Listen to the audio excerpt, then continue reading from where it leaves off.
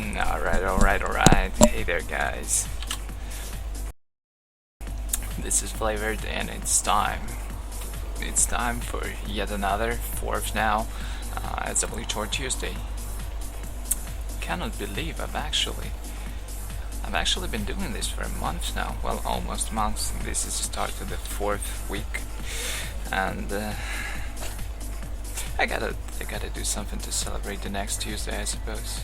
But anyway, this is a stream of mine, daily PvP, and this is SWTOR Tuesday, the day where I pick a certain spec and class and talk about its the way to play it, basically.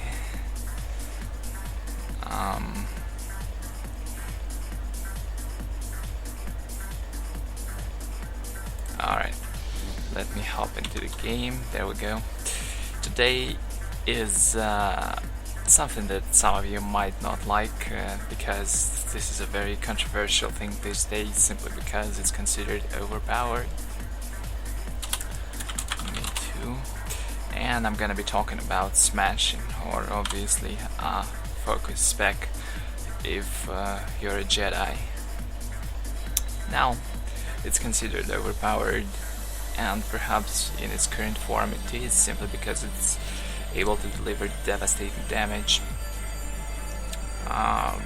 But it's not uncounterable, of course. It's not, but it requires a lot more effort to counter than it does to actually play it right. That's one way to put it.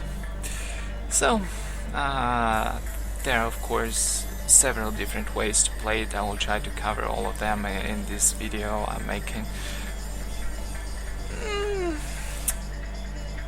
I will start with my Guardian, and then I will move on to my Marauder, or Sentinel if you prefer, to showcase how you play focus or rage there. And there we go, the first spec of today, and it's actually the most preferred spec in my case. It is a hybrid one, hybrid where I choose to go in Cerezo instead of the standard shii-cho. And this is how I'm spec'd right now. Obviously, I'm avoiding all the shii-cho dependent perks like Zephyrian Slash, which is actually kind of a big impact, because it allows me to reduce the cooldown on my smash or force sweep. I will not have it in hybrid spec. Visionary, which is effectively replaced by Ceres form, so I kind of have that effect. And of course I do not have armor penetration, which impacts the damage as well. But I gain, of course, more armor and better survivability. I gain the ability to protect my healers. It's all in all, well, it's a good trade, I think. We used to play this all the time before the buff, because there wasn't that much of a difference between going shii-cho or Cerezo. The damage difference was much less than it is now. We used to play Cerezo and protect the healers, gain survivability. It was very hard to take down a smasher at that time. We were like super Rambos. Although before the buff, of course, it wasn't so popular. Although those who understood the nature still did great and devastating damage. Of course, after the buff, it became widespread flavor of the month, so to speak. Well, obviously today a lot of people are old smashers and are just blowing up war zones to the point of making people unsubscribe from the game, rage quit, and like dump their wives, leave their families, all that stuff. So the spec will not really differ much between shii-cho and Cerezo form. I will showcase shii-cho form later, but I want to speak about the left tree and the middle tree for a little bit. before I do showcase shii-cho. First of all, of course, is I choose Victory Rush. I know many people prefer free Blade Storm, but especially when you're playing Sarasu, which generates rank games today, which generates one less focus on all the strikes. And the Sundering Strike is one of the most used skills by the Guardian, simply because you need to build up focus somehow. Thus I prefer to have this. It's very important, as opposed to free Blade Rush or Force Scream, which of course is a good source of damage, but rarely immediately after Force Sleep you will be using it, simply because most probably you will need to go for immediate sweep. So personally I think additional focus from Sundering Strike, or whatever it's called on Juggernaut, I don't remember, but its counterpart. Okay, let me steam myself. I'm already in the first game, and I'm gonna try to show you the best of how it works. As you can see, I can guard my healer immediately. For the stats, this is what I have. I'm not using the shield, of course. Using shield when playing focuses, even in hybrid, is kind of pointless. There are no perks which could buff it whatsoever, so of course I'm going for the focus to get as much damage output as possible. This is how it looks in terms of bonus damage. Of course I have 0 critical rating. I have maxed out my surge, and I have maxed out my power as much as I can. That's generally it when you go for focus or rage spec. You max out your power, you max out your surge. I have a little bit of accuracy because, as I keep saying from video to video, there's a certain perk which could allow classes like Shadows or Vanguards, obviously power techs and assassins, to have 2% resistance. No, he's capping, right? Stop this. As you can see, the damage is still decent.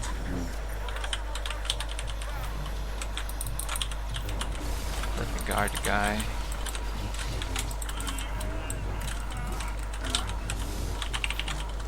I need some heals, let me choke him.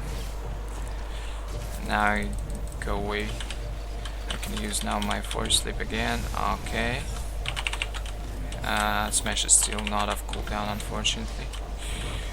Immediately using Exhaustion, using Leap. Although it doesn't make a lot of sense right now to use Zealous Leap right away. I could of course wait.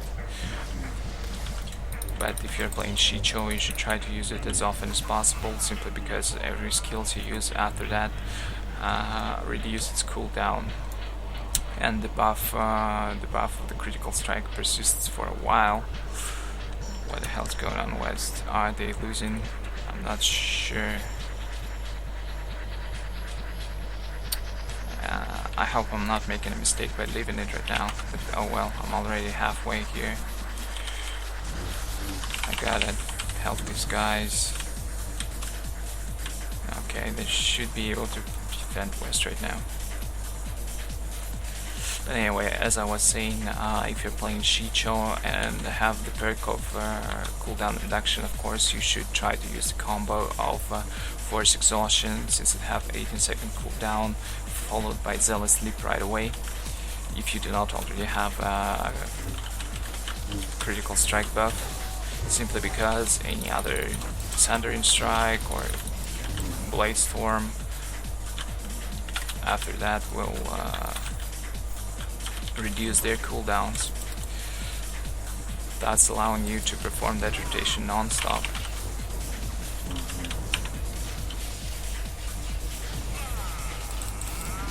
Okay, I'm dying here, you know.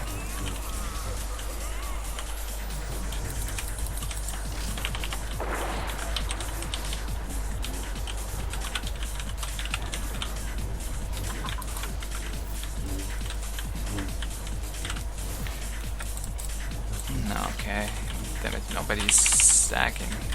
Oh, these guys stack.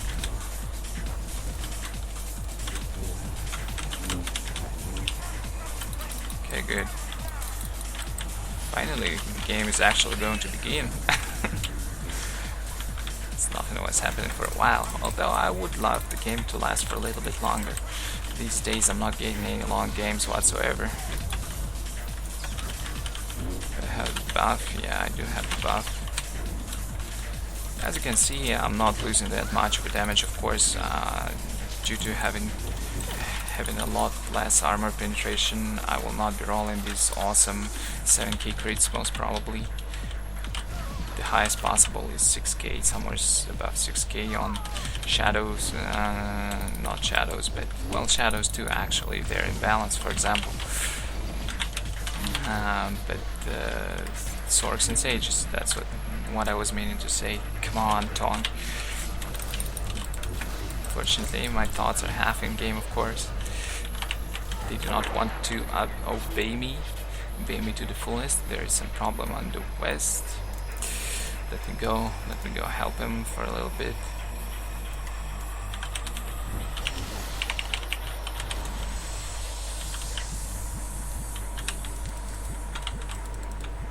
You need to try to go stealth or what?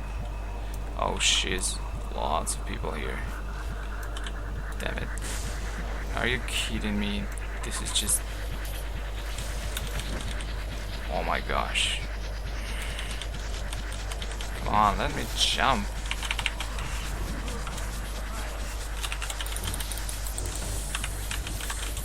Okay, time to use my consumables.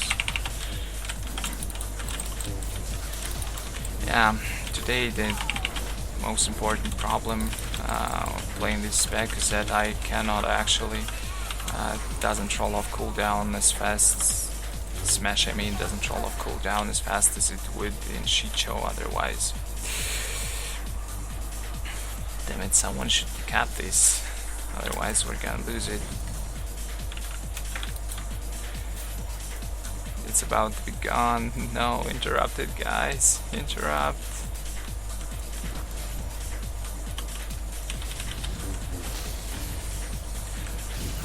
Fortunately, I wasted this sleep kind of, simply because of a Vindicator bonus set I'm using, set bonus, which improves my damage by 10% after every 4 sleep for 5 seconds. That's quite a lot when you sum it up overall the whole course of the game.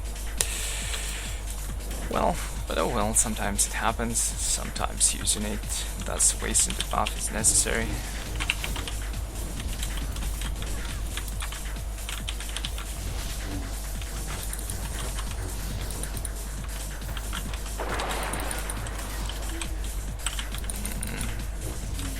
Damn it. Do I have any stacks? Unfortunately, no. Like right now, I just had to close the distance, had to close the gap, even though I did not have force sweep ready yet. Neither was it stacked. It was simply necessary to avoid taking further damage. West is pressured again. I gotta go there. Unfortunately, I'm still in combat. That is, my ass feels heavy. Cannot move it effectively, cannot move it quick enough. West seems in a lot of trouble, to be honest, preemptively using combat focus. So it starts rolling off cooldown, jumping in, smashing. 8k hit wasn't so bad. Come on, can I use it finally? Damn it, why the hell? Stop this madness, you skank.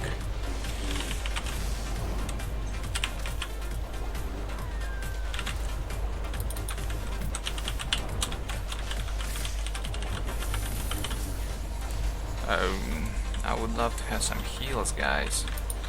Some heals. Damn it, I'm about to die, unfortunately.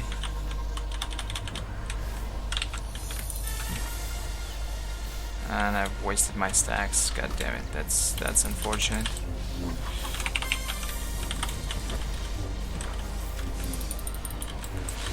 I'm going to talk about one special mechanic and compare a little bit Marauder and Juggernaut Smashers, the different approach they have.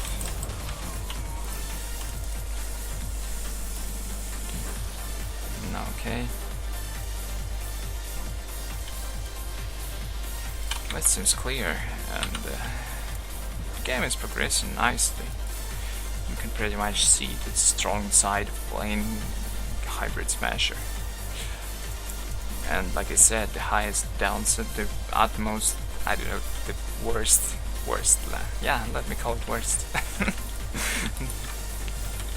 Worst is not the worst word. But anyway, you can see the downside, the biggest downside of playing Hybrid. It's of course the fact that no cooldown reduction is applied. God damn it! As soon as I leave west, they all come west. The power of invisibility is huge. Who's there? Another Smasher. And I do not have any defensive cooldowns, and he probably has. Nah, and it's Marauder surviving there. Unfortunately, it's not possible. I think, unless he's bad completely, of course. Damn it! It was. Why did they do such low damage? Come on, he was only Hybrid. He wasn't in tank form. Still, I did only 2.9 in a crit. Did I not have stacks? Damn it. Oh well.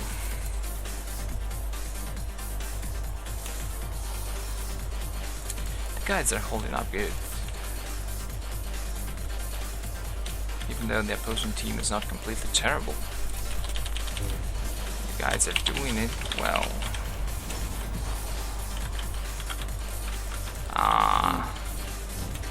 The funniest place for Smash was inside the point.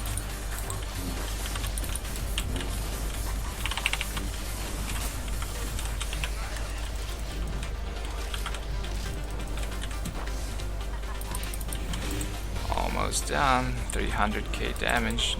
Well, of course, not the most you could deliver in this game, but not the best either. Considering I was able to also take off heat, take it off the healers and some other party members. And I'm actually the best DPS of the game. Right.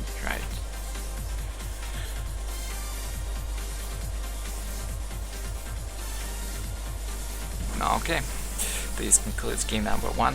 You could definitely see the strongest and probably the weakest sides of playing Focus in Hybrid, and it's about time I talked a little bit about the trees, since I got cut off a little bit in the beginning of this game since it popped so quickly, and the additional mechanics which make smashing so strong with Juggernauts and Guardians, of course. I was like, how the hell does Jedi Knights call? Which, yeah, exactly, it's a Guardian.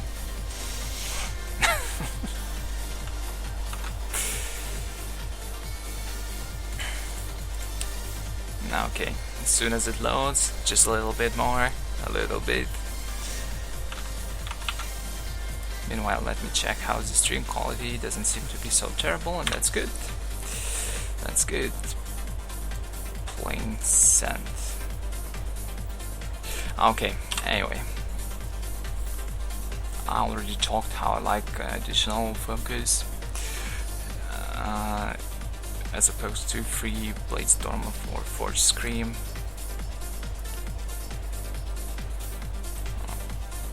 Although when playing Hybrid, simply because focus build up is reduced by 1 on Sundering Strike, you might prefer free Blade Storm, but like I said, most of the time when you leap, you will want to smash and force exhaust, and most probably you'll waste this free Blade Storm. But it's of course a personal preference, something that of course should be up to you to choose.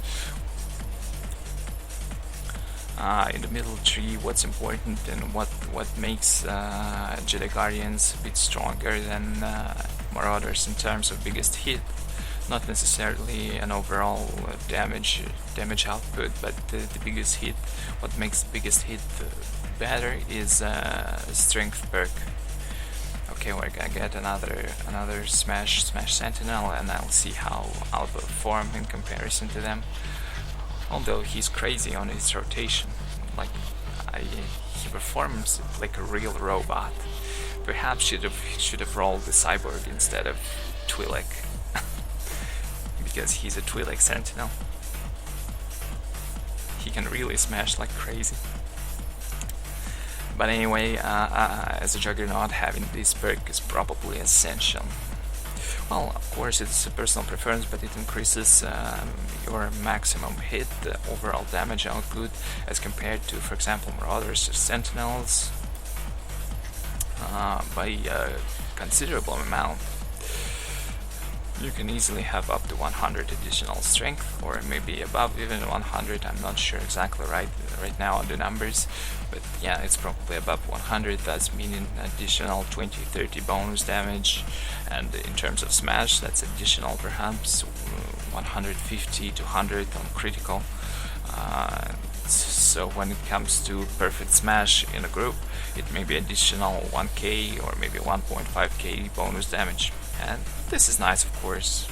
It's very sweet to see higher numbers. And if you do it right, of course, all this sums up into a better DPS in the end. Now, if you do not care about Force Sleep Immobilize, I personally love it because it holds target in place for longer, for 1 second, and it's quite often very important. You can go for additional Sunder Armor stack from Sundering Strike. This is another important mechanic when playing Guardians overall and Smashers in particular, because every time you use Sundering Strike on a target to generate a little bit focus or rage,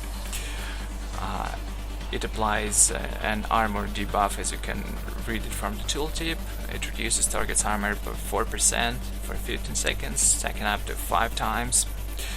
Thus increasing your damage, of course, since Smash is a kinetic damage. Every armor debuff increases the amount of damage that goes through. So you can personally choose in the middle tree between Stagger or Improved Sundering Strike, or whatever their alternatives on the Imperial side are, because this mechanic adds additional damage for the Guardians again, as opposed to Sentinels and Marauders. So Guardians have two upsides compared when smashing compared to their little brothers and sisters, if I could call them that. They have additional armor reduction from Sundering Strike, and they have plus 6% total strength boost, which you definitely want to use. Well, and of course single saber mastery is something you want, obviously. Although Cerezo bonus isn't so great, so perhaps you might even want to drop it. Yeah, actually, now that I think about it, I might instead go for Sundering Strike. Let me respec quickly. So once again, in terms of spec, I'm picking one additional focus, simply because, well, I don't know, after having played like hundreds and hundreds of games in this spec, I found that it's more important, especially if you are in shii-cho, because you will be building 3 focus every time you use your Sundering Strike, and using your Sundering Strike is of course an important thing to do. I doubt you'll be able to utilize any skills without using it, unless of course you like just striking away at the enemies, pew pew pew. And most of the skills you'll have to use, look at this dispatch cost 3 focus. Blade Storm costs 4, but well, Repost costs 3 focus. Well, that's about it. Most of the skills, Cyclone Slash as well, costs 3 focus, but that's of course not widely used one. Alright, like this. Spec and this. All the useful perks for my hybrid build. That's what I get. 2831. Okay, I got sidetracked a little bit. So obviously, if you're playing shii-cho, in addition to 30% that with Marauders, Sentinels, and every class would get in armor penetration, you can additionally have 20% armor pen from your class as a Guardian or Juggernaut due to Thunder armor. And that's pretty cool. You will total to 50%, and then you have plus 6% additional 20-30 bonus damage from strength, depending on your build.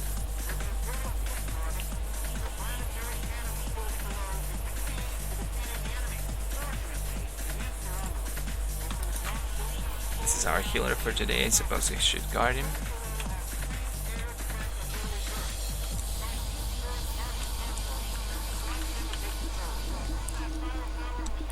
The downside, of course, is that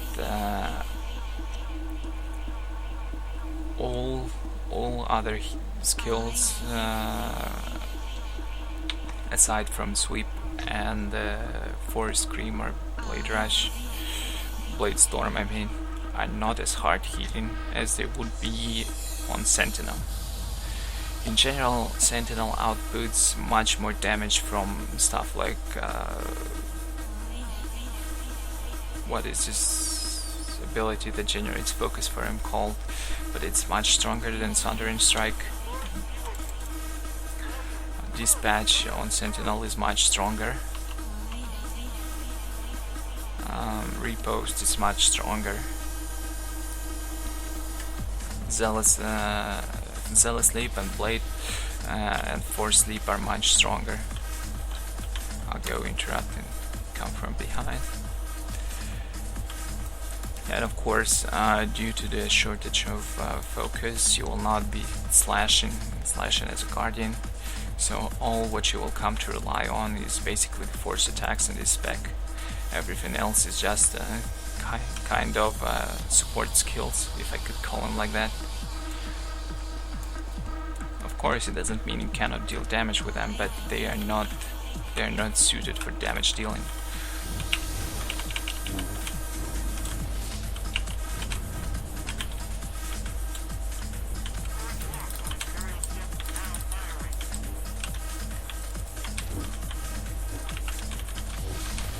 Okay, I suppose I should guard my boy.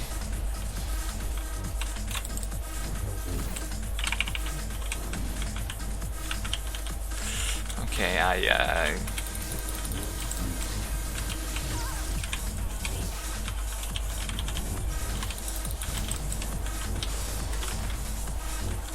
damn it. These goddamn bastards are strong. But I'm stronger, unfortunately for them.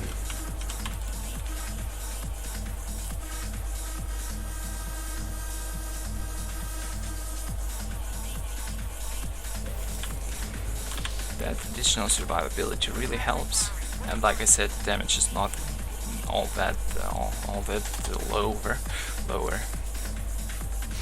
Yeah, it does shave some considerably, of course, and you do not have cooldown reduction, but in certain situations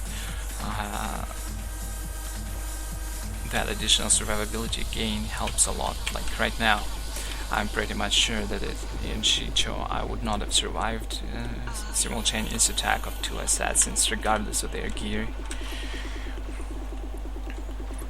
And of course the fact that I guarded that guy, Hulk's Eskimo, for a little while also helped me, because he stayed alive for a little while longer, and since they focused him, I was able to deliver some damage in the meantime, which of course helped me to deal with these guys.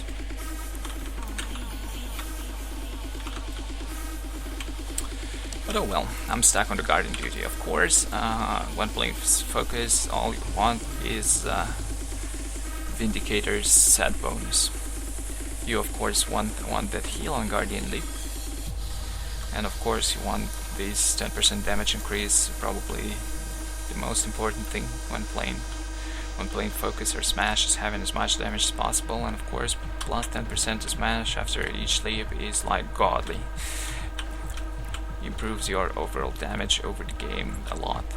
You can also of course consider a PvE set bonus, which reduces cooldown in combat focus by 5 seconds, but nah, it's really not powerful as opposed to Vindicator, so there is not much to choose here from. Like, the only viable set bonus in whatever way you prefer. Same applies to Marauders, by the way. Even though you will not be getting Guardian Leap, but 10% damage increase is worth it. Still worth it. Especially if you're able to deliver those perfect smashes. It's very good. And you do not even need to grab a calc to see the numbers. For example, if we take 5k crit as an average, it adds additional 500 damage, and if you smash 5 people, that's additional 2.5k. That's a lot.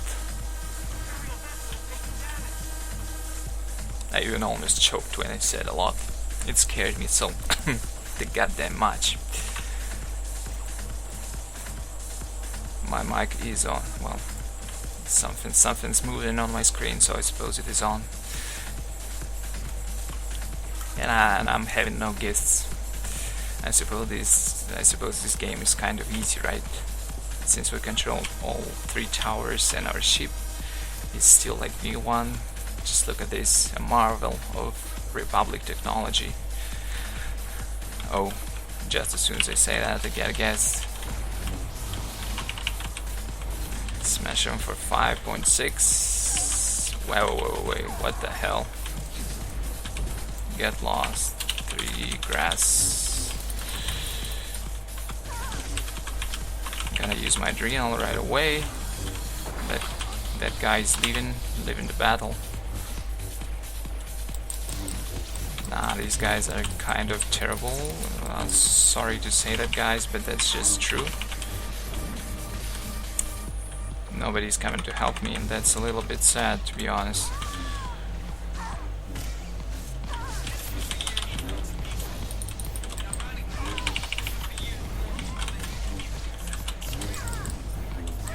Damn it, I still died, but well, I almost managed it. If only I didn't miss that force sweep on the second guy, I might have taken all 3 down. Damn it.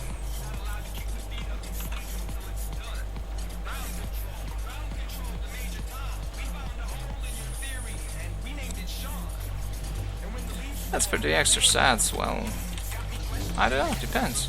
I suppose everything worth it, but it's just chasing them right from the start isn't. Having a well-modded war hero is enough for almost everything. But of course, if you want just a little bit of an advantage over these guys who have fully modded war hero, you go for elite. Right now the gear is, personally I feel it's very balanced. Like, having fully modded elite war hero doesn't give you exactly the devastating advantage as it used to be with Battle Master and war hero.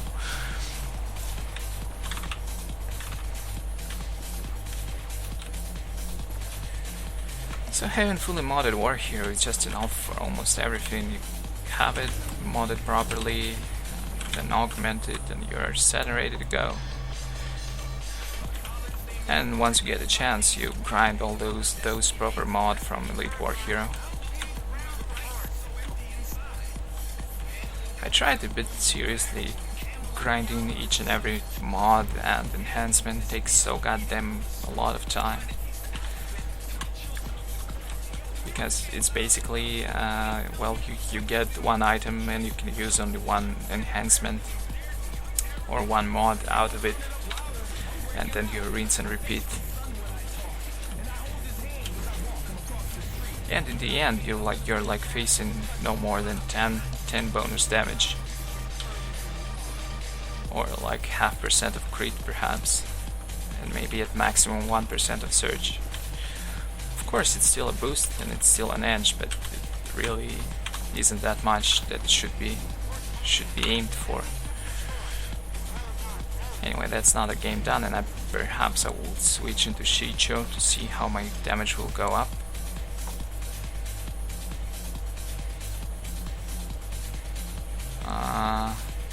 Who was on our team anyway?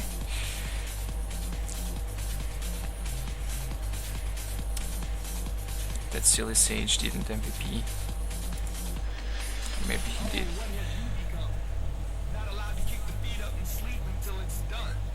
Personally, when playing Juggernaut or Guardian, I love hybrid focus a lot more than going for pure shii-cho, simply because I prefer to play into more utility. I want to have more time to think instead of just like jump, smash, die. That combo I never liked. Because seriously, when you're in shii-cho, you are squishy. You are squishy, there's no other word to describe. If you make a mistake with a leap, probably you are dying. Especially if the opponents are good at chain CCing you. Now let me respec, change my form to shii-cho. Again, of course, additional 3% damage increase from shii-cho. I still pick my Sundering Strike. This time I go for single saber mastery because it additionally increases all force damage dealt by 6%. So it is not as useless as SWTOR Form's boost. I don't know, while Sundering Strike, well, let me try with the Sundering Strike for a little bit and skip. This time I of course skip Master Focus because I will be picking all the talents in tier 2. I do not really see Pulse as all that useful skill, so I usually skip it, but if you find yourself interrupted or pushed back. How much comms I have, by the way? Damn it, I gotta spend some. I don't know what to buy. But anyway, if you find that during force stasis or force choke you're pushed back and are attacked often, you probably could pick it. Although really it's not that useful. Of course now I will go for shii-cho mastery for armor pen. I will not be picking through piece, I think. Oh yeah. Yep, that's how it is. Using stuff like enraged defense or focus defense is really focus rage straining. It strains a lot. Basically you need 10 focus to fully maintain it for the duration, as well as 4 or 2 focus to activate it. It's like a hell of a costly skill. And when you're in shii-cho, it well, of course it could help you survive against, for example, a dot or something, but in general battle it will just exhaust your focus bank and you will be left without focus to use any of your skills. And of course that will probably kill you much faster than not having focus defense on.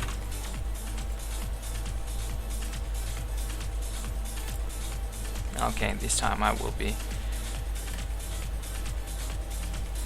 outputting with shii-cho, so basically I have 9% more damage compared to SWTOR.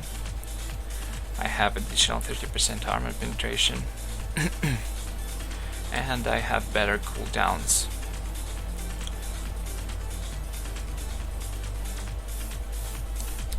Well, okay. we are queued. I'll probably play a couple of games in shii-cho form to showcase the growth in numbers, but a huge reduction in survivability. Have to be much more careful, have a lot less room for mistakes. Well, not that you usually have any room for mistakes, but they happen, of course. Whenever people are involved, there are always mistakes.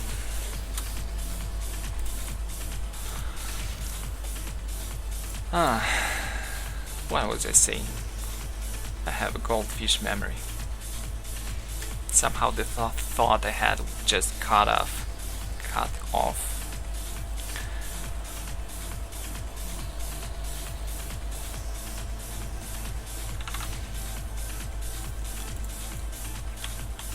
Anyway, yeah, that's what I was saying, that I will play a couple of games in shii-cho and then I will move to my Marauder.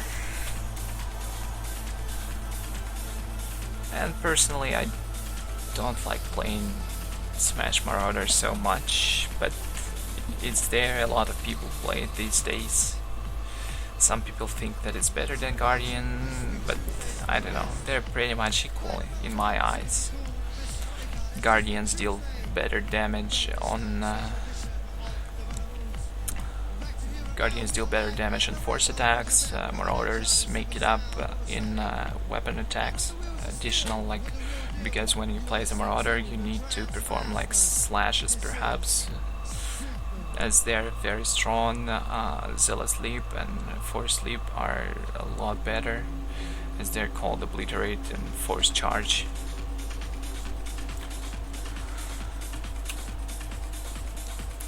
So all in all, I personally think that despite differences, damage is pretty much equalized.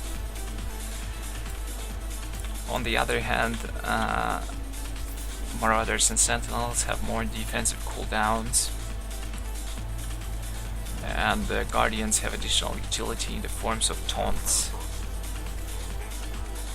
So in the end, I feel like it comes down to whatever style of play you prefer more.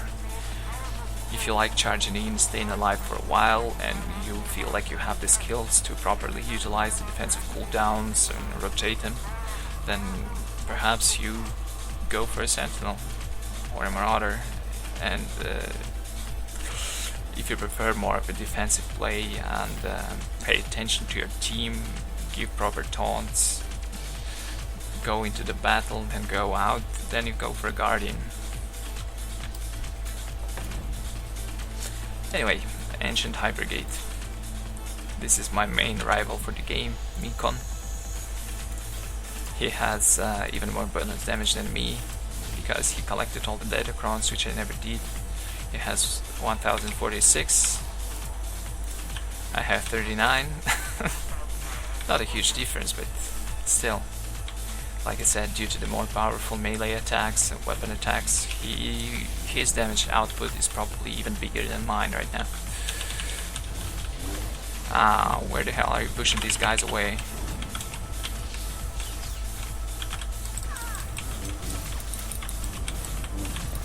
As you can see, every time I use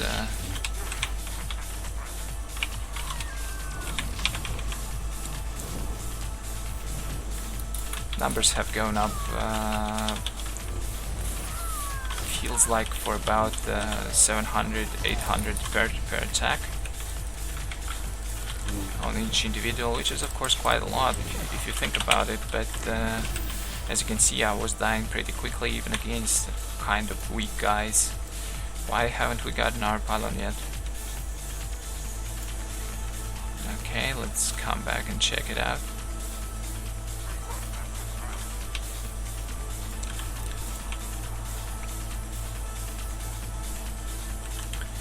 Okay.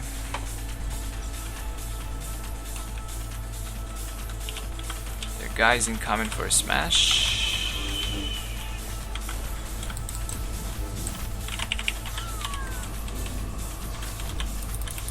One of the guys didn't receive much simply because he is... I don't know who he is.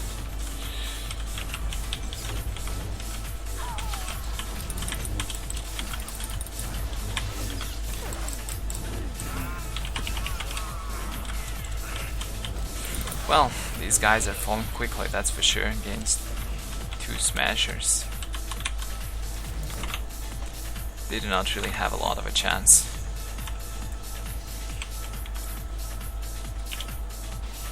But they're coming back again. More punishment incoming. I suppose they're masochists or something.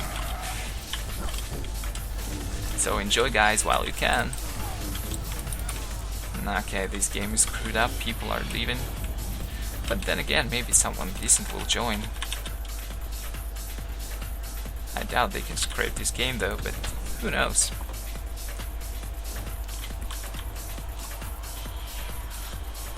Nah, they're leaving again.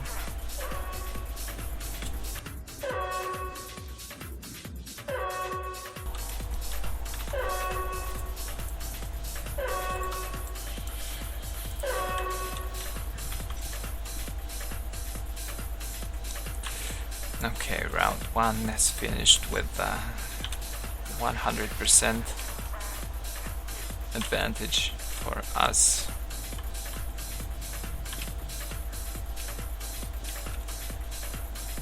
And people have decided to attack, so why not? Let's attack. Whoever is still in this game. Wait, why can't I use my force exhaustion?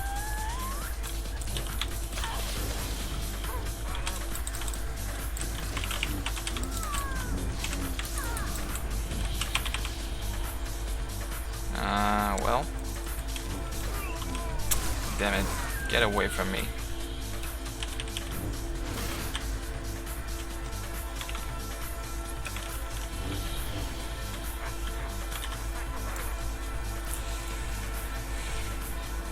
Well, a great depiction of why leaving is bad. This game is pretty much unscrapable now. Although, of course, the fact that the guys initially were so weak. Wait, what's this lag?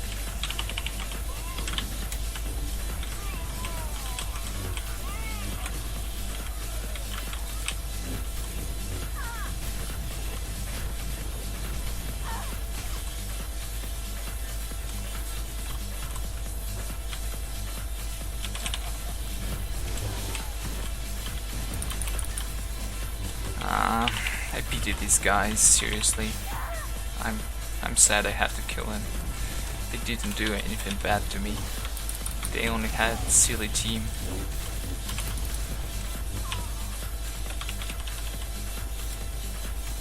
But anyway, once again, let's check the gear. One thing perhaps someone noticed that I'm using actually strength arguments. Most widespread and recommended arguments are of course power. But the reason I'm using strength, and personally I feel that power augments are kind of underpowered, if I can say so, a little bit of a pun. Power augments are underpowered. The reason is, as opposed to strength, the difference in bonus damage is only 7. But if you use your main stat augments, you get what is it? Additional % of crit. And of course, you can.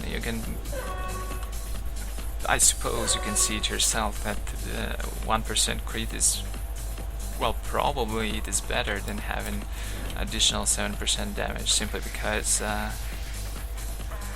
it synergizes pretty good with the fact that you get additional 15% on slash and dispatch, as well as it can help your blade storm crit more often.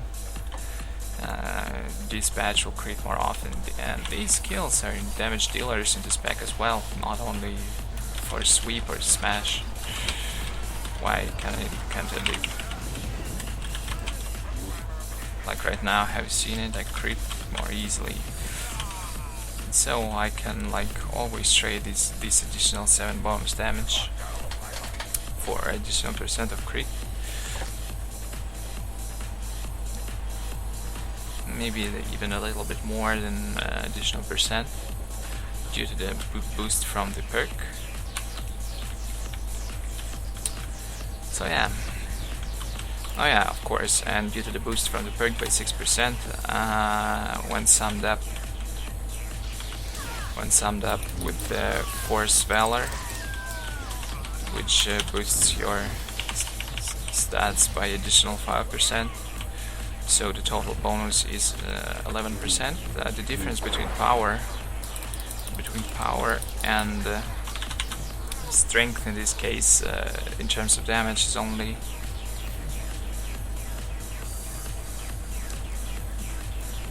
1.5%. So really, there is just, but you get additional crit from the main stat augments, and that's pretty nice. That's pretty nice, as Kasumi from Mass Effect would say.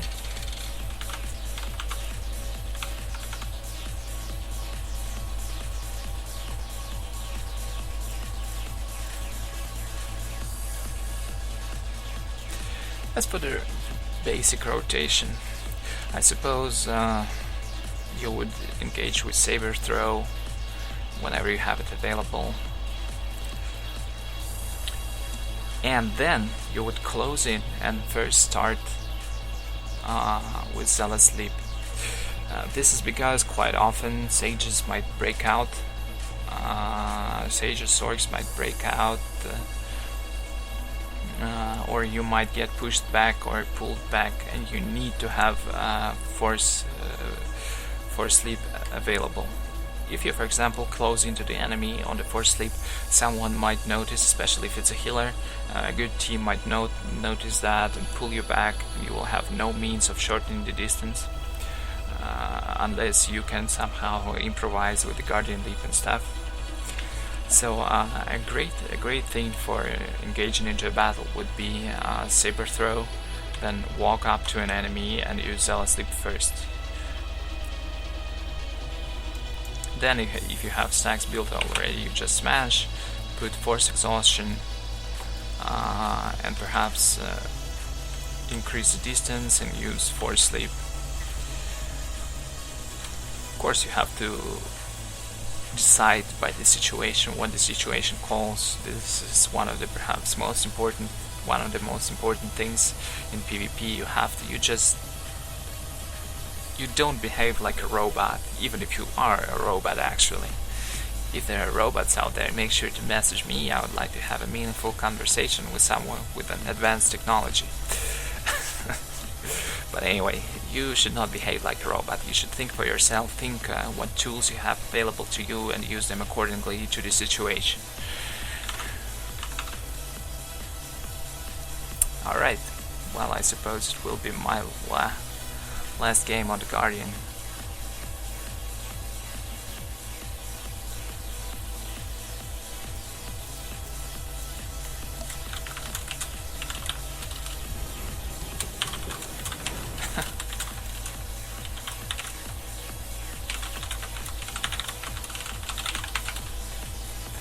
Someone's telling me, Esculapius is telling me that I have a serious talent for getting out of range of the healers when I need heals the most.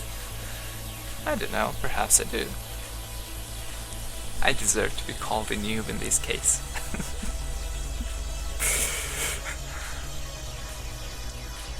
Well, listen, you healer, it's not me, it's you who doesn't know how to position. Take this, you know. But anyway, alright. Unfortunately, I did not get the Huttball.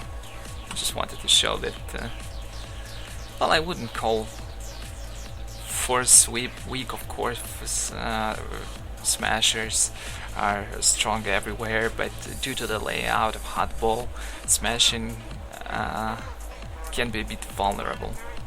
Of course, it can have great smashes and great moments because there are a lot of choke points where opposing teams might stack, but due to the nature of the map and its layout, you can find yourself vulnerable if the team is playing their crowd control abilities very well, if they have skills in playing them out. You will find yourself knocked off the ledges all the time. And then, if they understand and control you with slow, you will go mad. Simply because you will not be able to close the distance effectively, and will be like, where to go? Where do I go? Where do I take my lightsaber? There is nobody around me. I've just left, but it got kicked back.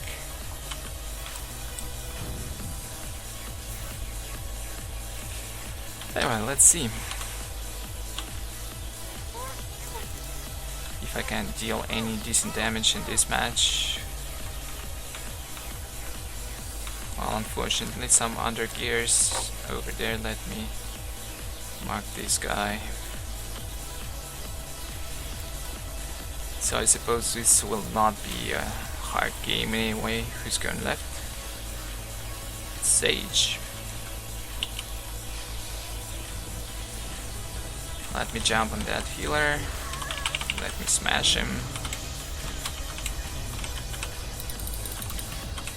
Let me apply Sundering Strike to reduce his armor. Oh, what? Damn it. Somehow he died too fast. Like right now, unfortunately, I use my Force Leap ineffectively simply because I did not have sweep ready.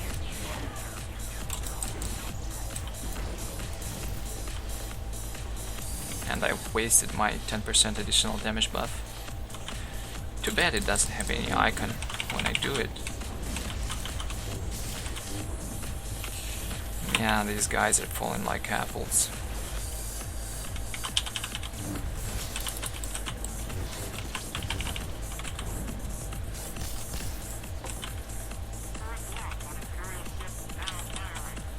I need to focus on my Sage.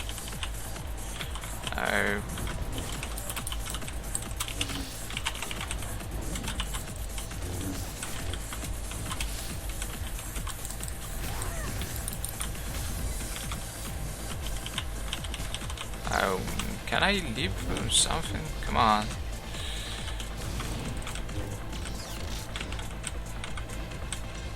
I'm trying to learn to use focus target properly after years of not doing it. It's a little bit hard, I should say. Alright.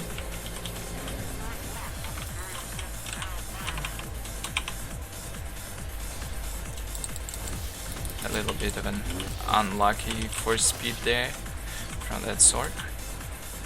And again, 3 turrets controlled. Oh there's a good battle on the east. On the east, I have to go and smash there. Damn, it got stuck. Got stuck in the landscape.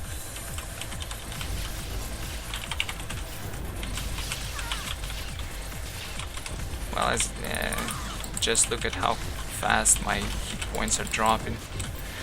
Have to use consumables much faster as opposed to playing hybrid. And I'm about to die. Oh well.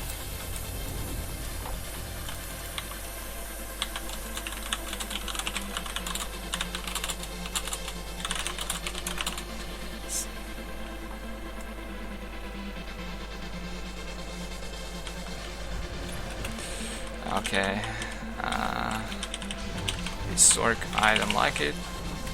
All of you get smashed. Let me taunt you.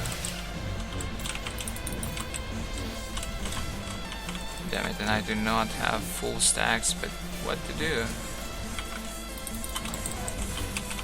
Yeah, just stack it. That's the only reasonable option.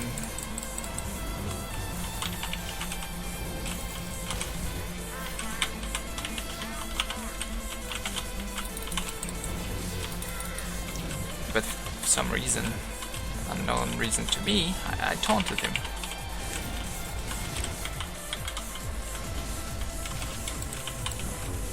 Because as we all know, taunts reduce the amount of heals done by the healers. No, of course not. Don't believe what I said just now. It doesn't. It doesn't reduce any heals.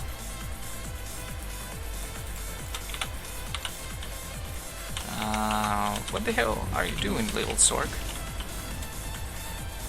Even if he...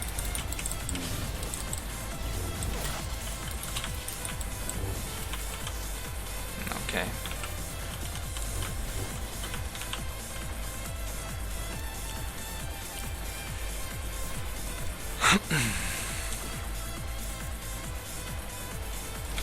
What is this? Suddenly a wild operative appears. What a sad battle. I do not want to use my Stunbreaker, especially after I've waited through... Oh shh. But I'm not the one to retreat. Or maybe I am. Suddenly I'm left alone here.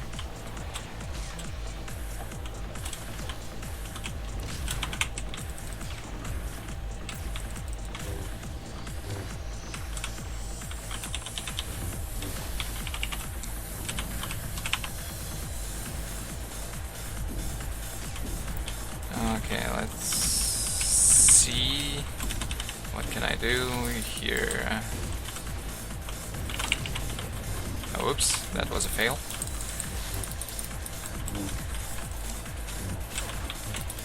That additional meter always confuses me, for hell's sake. What?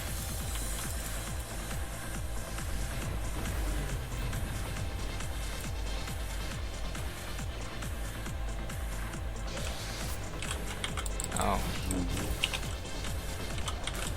Okay, let me jump on this sword.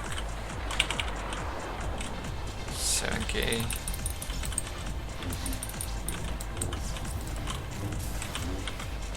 And the sword goes off. Time to unsubscribe, buddy. No, don't do that. We need more people in this game.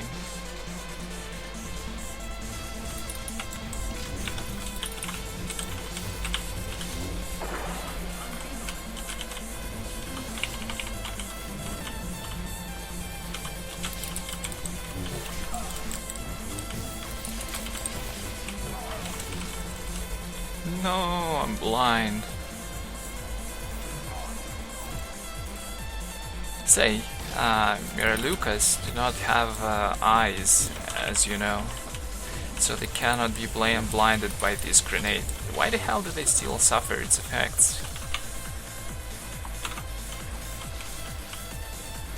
So well, the game's almost over, and I think I pretty much covered everything I should have, as in regards to Juggernauts and Guardians, Smashers. I've covered the hybrid spec. Of course, there's some interesting specs where you go into the tier 3 of vigilance or defense. Like, for example, you can choose to drop force exhaustion whatsoever. Yes, you can drop it whatsoever, even though it's a pretty important mechanical skill which allows you to stack, but you can keep relying on force stasis and of course combat focus when it comes to Guardian, and go into tier 3, for example, to have this unremitting, to become uninterrupted after every force sleep. It of course lowers your damage due to inability to stack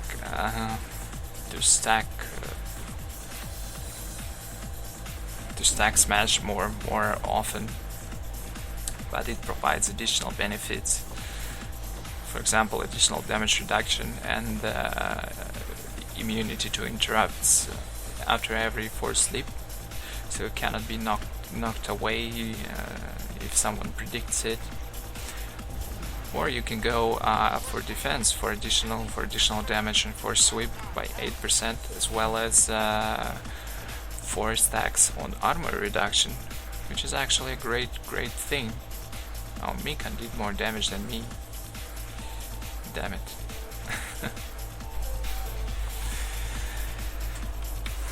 You can try out these hybrid specs, but most probably, if you want to go that kind of hybrid, you might need to play in Ceres form for additional benefits. But it's up to you. There is always a room for experiments. I played both these specs, and they're interesting, not necessarily viable as opposed to full tree. but they're interesting to play. Like, for example, you can provide the additional benefit to your team and while staying in DPS in the form of heaven. Actually, I will play one more game and try to play defense hybrid. Yeah, why not? Sounds like fun.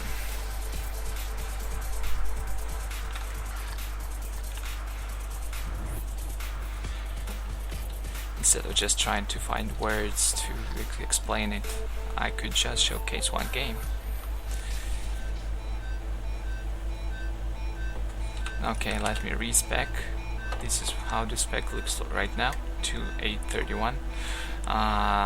The thing is, when going for hybrid like this, I will not have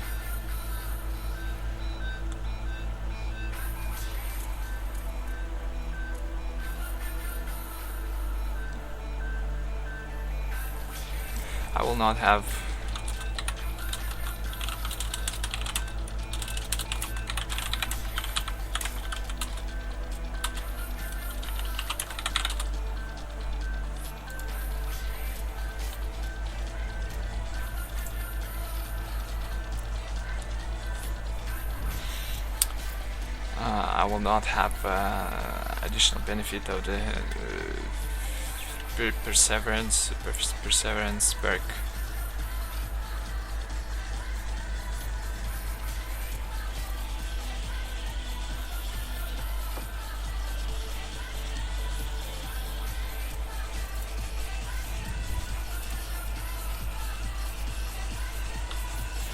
Okay, let's see. I'll pick this. I will pick this.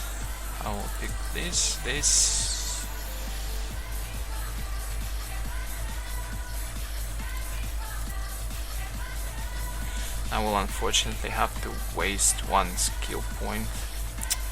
Damn it. Let's assume this. I'll do this. Well, and of course, well, now let's see how I can proceed in this case.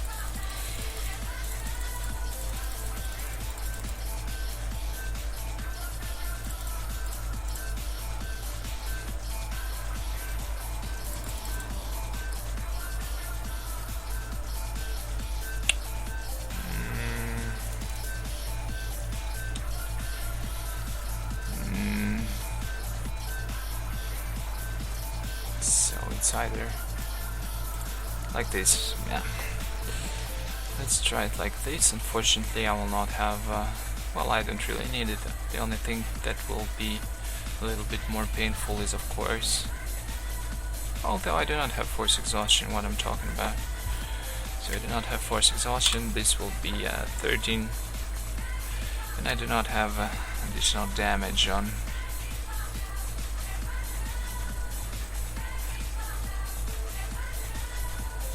So basically what I'm trading is 6% force damage for 8% additional damage on force sweep. But then again, I could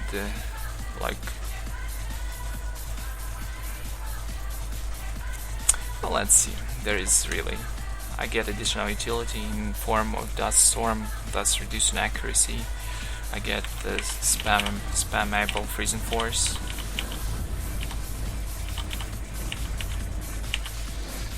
Which is a pretty good thing. I get to apply basically how much? 16% armor reduction to whoever I hit with my sweep. I get additional damage on force sweep. Basically, of course, I do not have heal strike, and cyclone slash is unused. I get to waste unfortunately one single skill point into something that I will not be using. Or of course you could use it if you are going to the Sorcerer, but I will try to do this with shii-cho.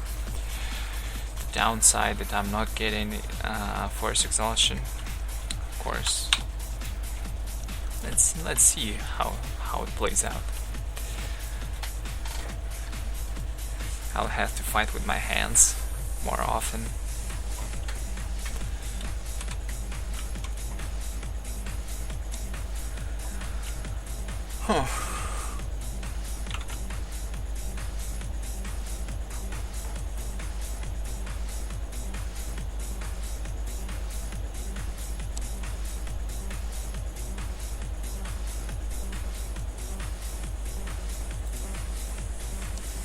There we go, a little bit of a hybrid defense focus.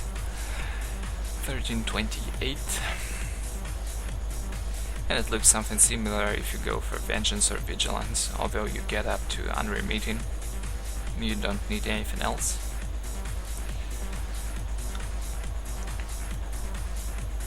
But yeah, I will still have to sacrifice Force Exhaustion in both cases, and somehow manage with only combat focus and stasis or choke.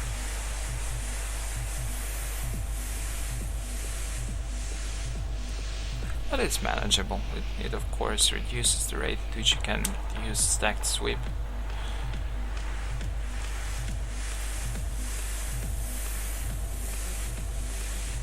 And a little bit decreases your DPS due to not having it dot otherwise, but it adds either to your survivability through to unremitting,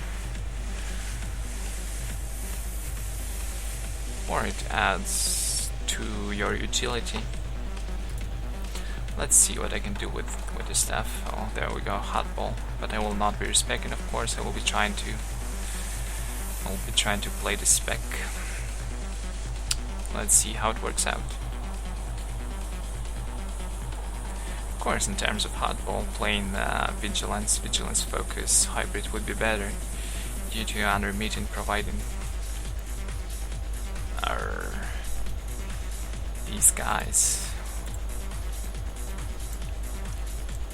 A couple of recruits, but of course this will not be stopping us, right?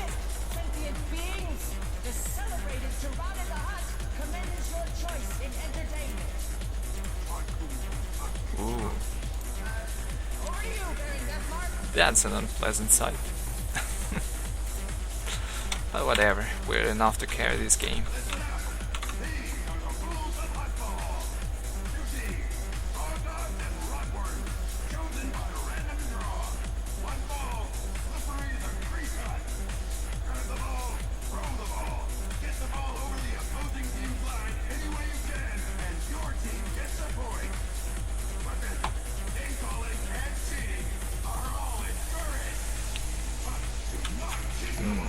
Let's see.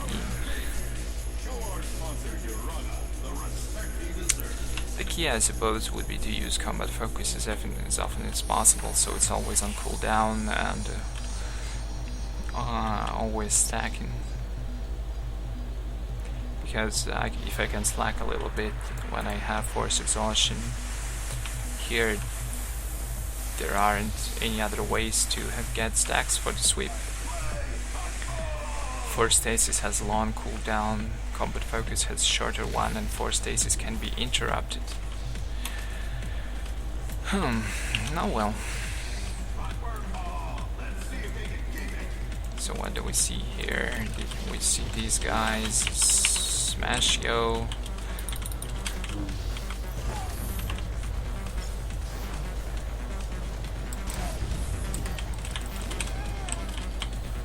Of course, it would be a little bit sad to smash only a single guy.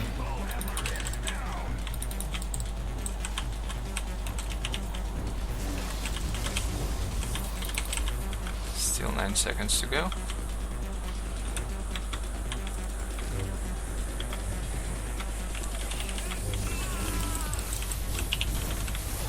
Ow.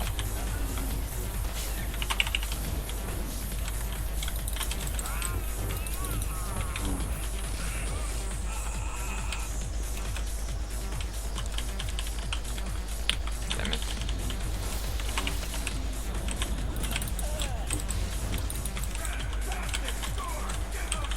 Well, now using Force Sweep or Smash unstacked isn't so useless, simply because you apply a lot of debuffs every time you use it. So even if you use it unstacked, it's still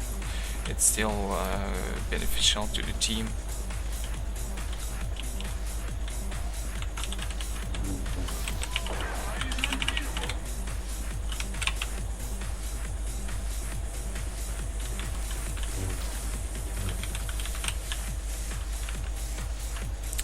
And he escapes. Especially when you're playing ranked, for example. and your primary tank is not a guardian.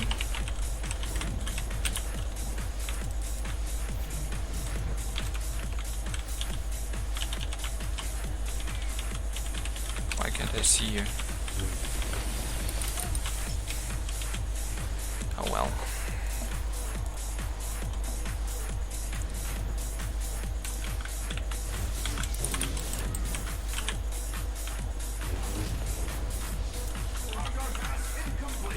Whoops.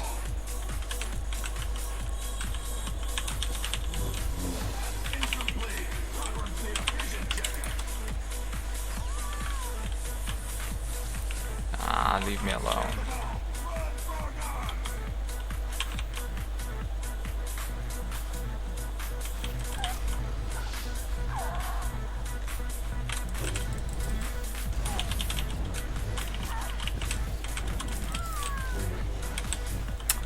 Damn it, this is bad.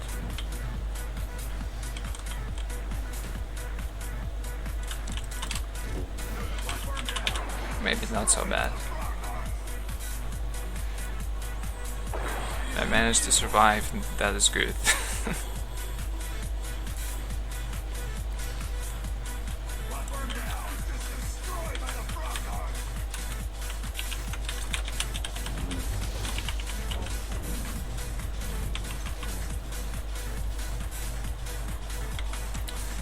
Nobody's at the line, we need to support our ball carrier.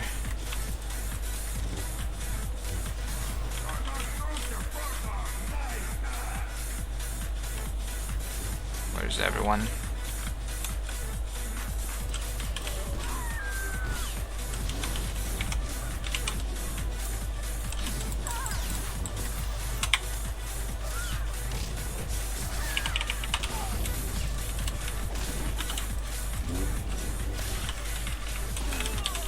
Let me get out of here.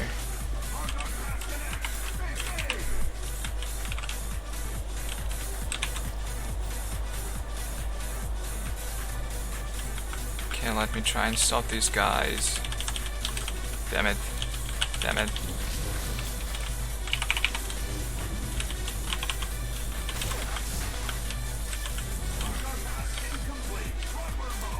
Shh. Oh well.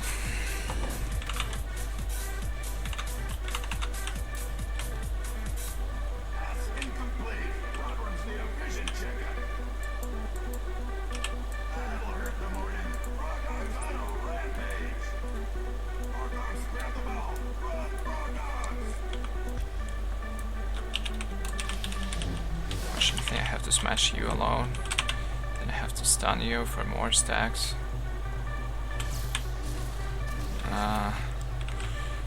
There is a sage.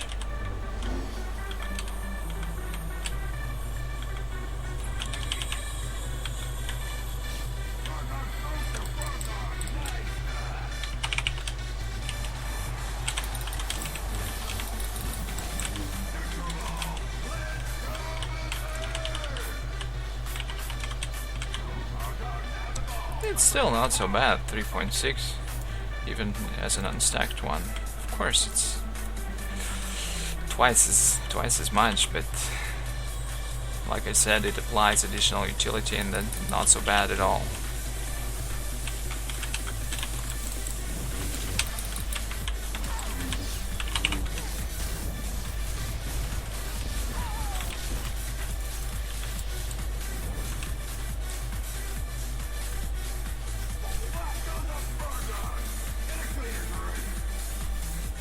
Of course, Huttball is not the best place to test something like this out. Especially in a game like this, it's really hard to fight. Perhaps I will play another game, why not? Why not? Just to try and get something decent of a fight.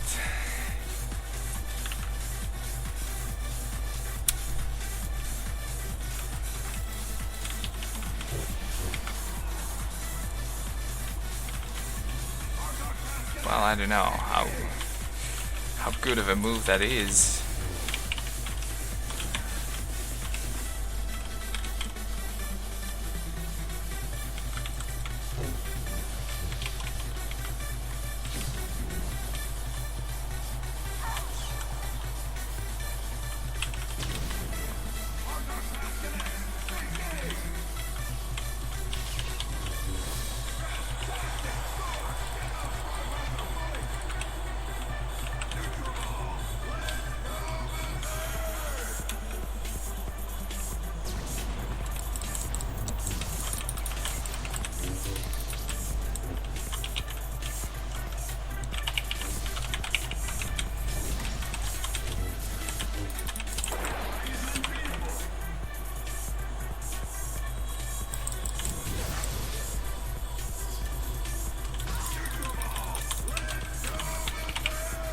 on, stop stunning me, skank. I do not have, damn it.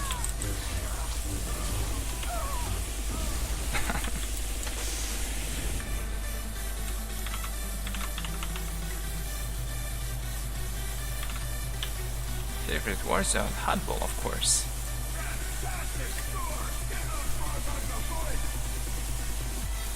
I love Huttball. I just wish we had more maps for Huttball. After all these months, this layout is getting a little bit old.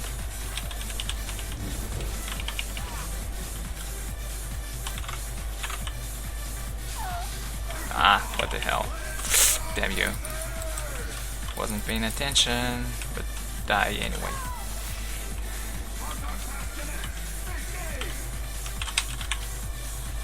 I've landed and I'm immobile.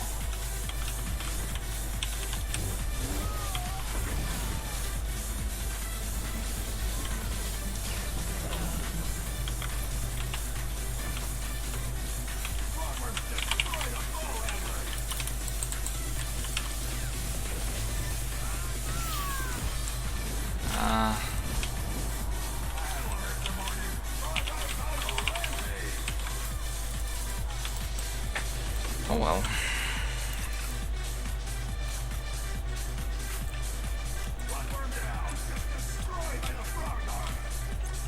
Well, something that just came to my mind is that, of course, the main tool of this spec is for smash and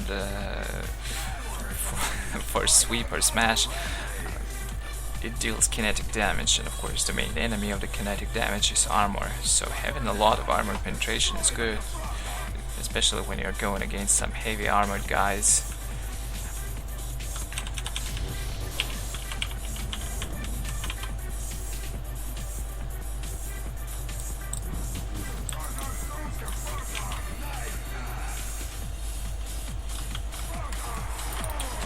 Ow, leave me alone.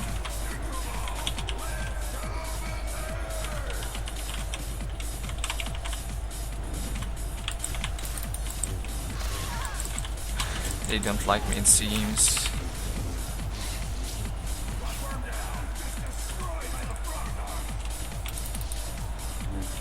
Cannon? Cannon?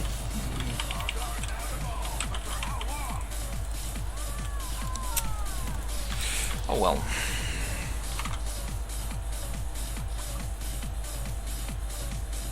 Yeah, I don't think so too, if only Bioware listen. Like, Huttball is a whole goddamn fun tree of PvP in general. It's really fun. They should just make a few more instead of trying to invent a wheel and come up with some new ideas for the Warzone. They could just expand on Huttball and a lot of players would be happy having like 2-3 additional maps to play on.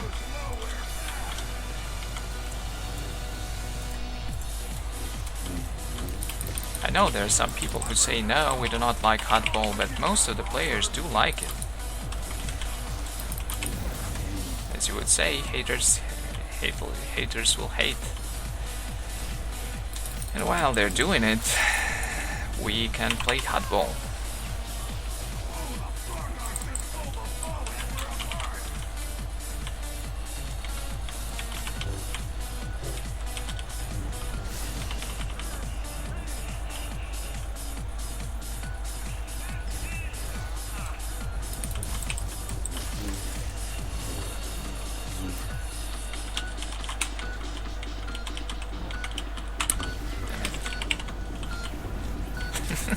I was the last one to smash and I missed everyone. And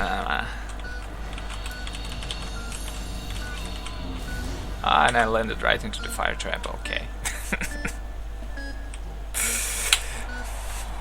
But I will survive, doesn't matter.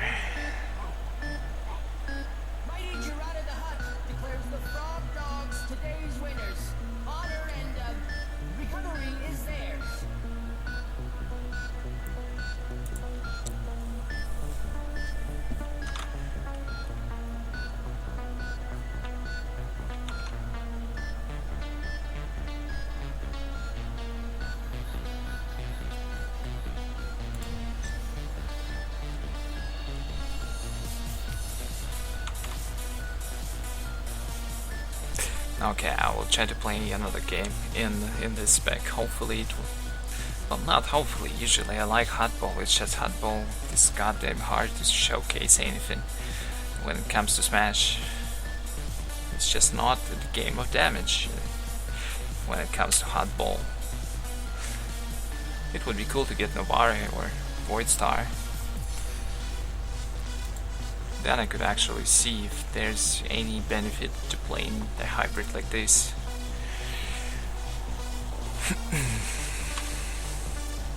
And go play with the Marauder afterwards.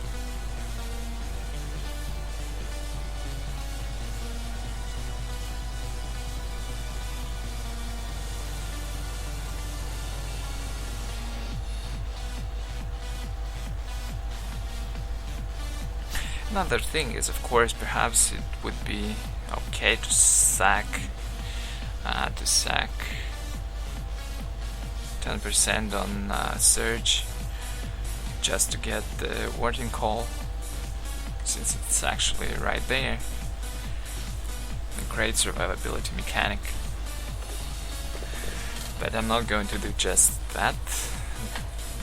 I'm not going to do it just... What the hell am I trying to say anyway? I'm not going to do it right now, simply because I want to get the best damage possible when it comes to exactly this spec. But it's just something to think about, because warding call is a great defensive cooldown which you can get when playing like this. All you need to do is to take 1 point of focused resonance and put it into the warding call or invincible. If you're playing in Juggernaut, then you'll have like a smasher with invincible.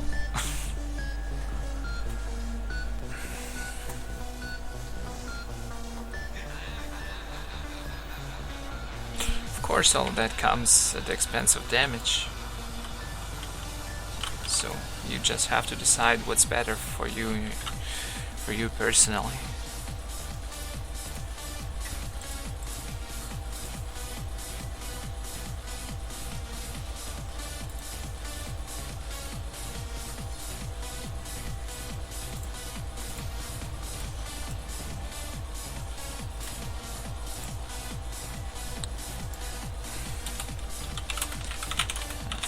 Game, I need to play some on Marauder.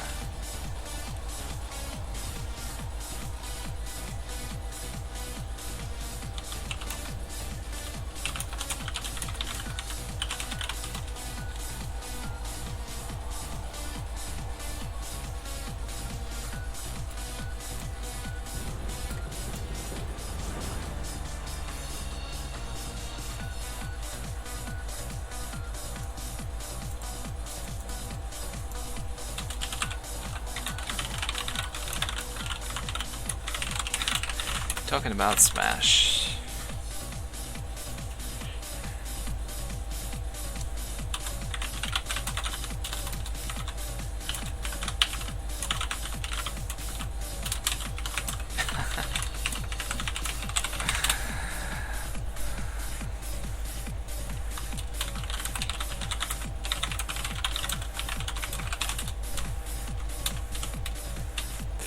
People say no skill is involved when you're a smasher. It's not true.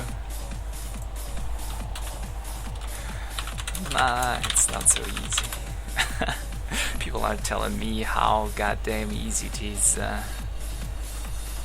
play Smash, and I'm saying no, actually there is some skill involved. Well, of course, yeah, I'm not even trying to argue the point that it is very easy. The rotation is easy, but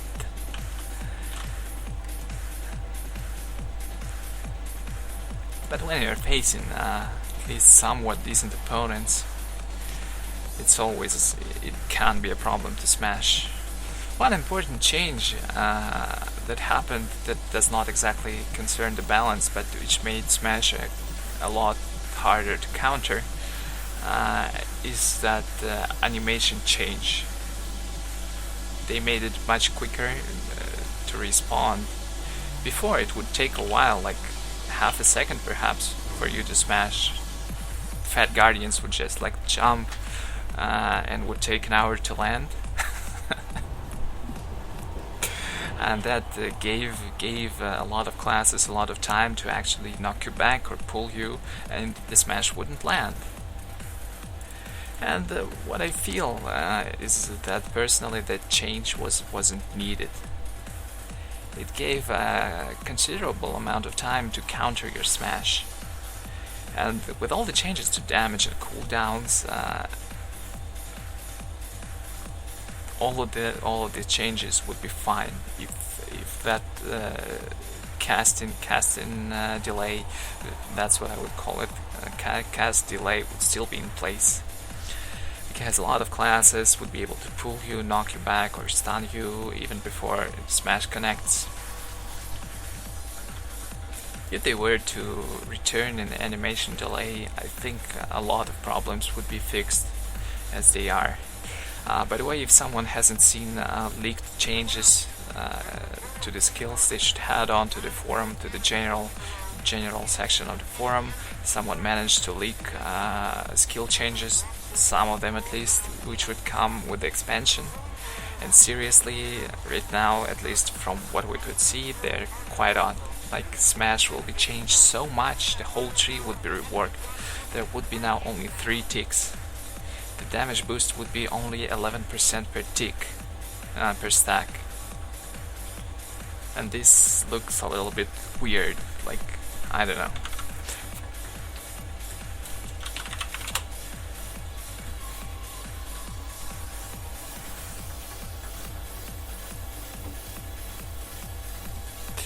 So you should definitely check out the forum for the leaked skill changes. There are a lot of changes to come. Of course, they're not final yet, and perhaps Smash Focus and Rage 3 changes are the majority of all. From what I can understand and see right now, what was leaked, it's a little bit, well, I don't know, it's of course too early to judge, but they're interesting to say the least. Anyway, this is SWTOR Tuesdays, and I'm talking about Smash and all its forms. Right now I'm trying out this hybrid tree. Gerike comes flying in. I've applied armor debuff on everyone, as well as reduced their accuracy. Oh, wait, damn it, I got interrupted. Oh well. You can still crit for 4k, why not? What's happening on the left? Left is fine, I suppose.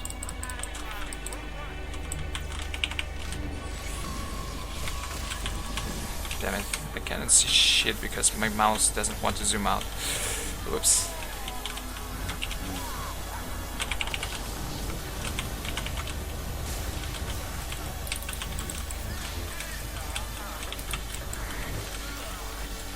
Someone kill this freaking Gerike.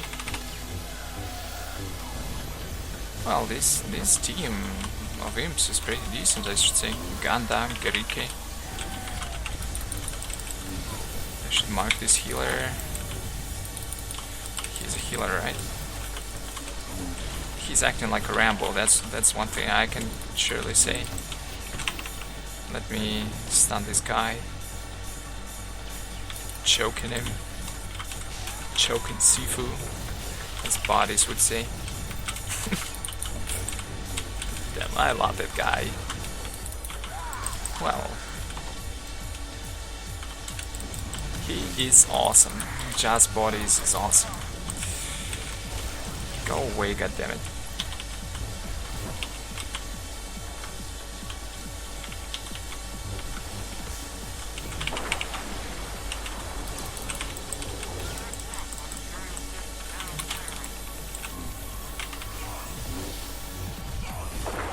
This is about to go down, just one more hit. There we go.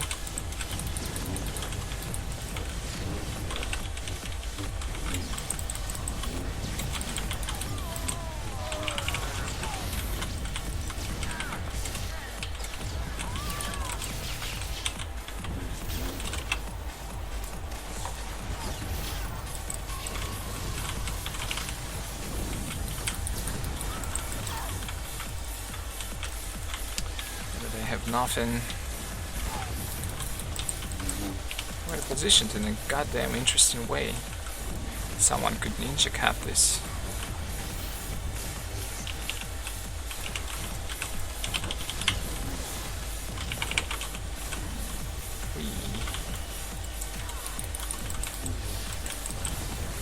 Even if the numbers in general are a little bit lower, but we should not forget about the debuff we apply to everyone we hit, and how much it helps your team to have this additional 20% armor debuff on at least 5 people.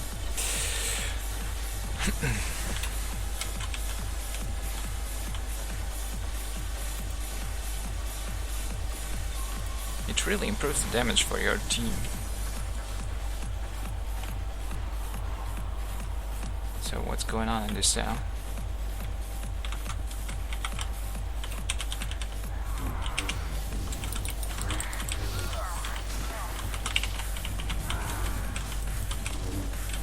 Could you die? I guess not.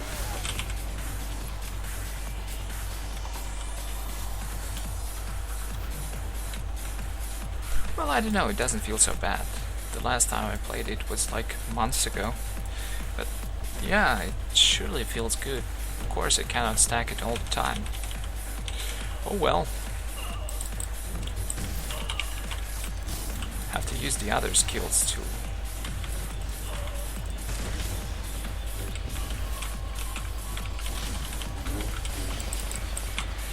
To complement it.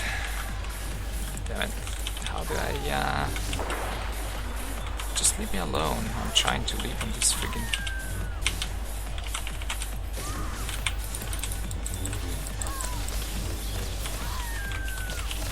I have no one to run away to, I think.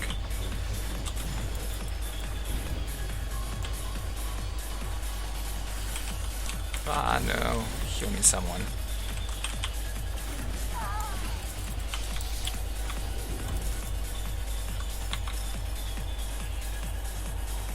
Everyone's suddenly dead.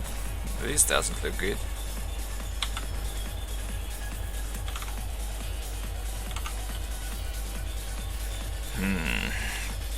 What happened? They're pressing us like...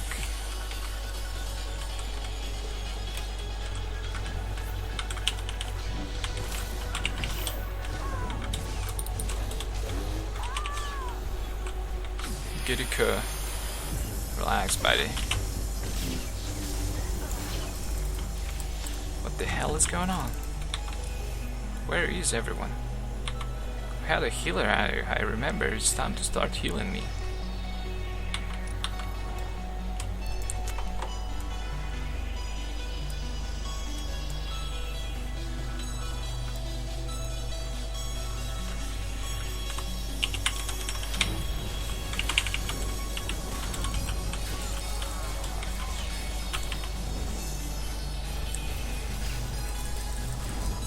Good job at capping this one.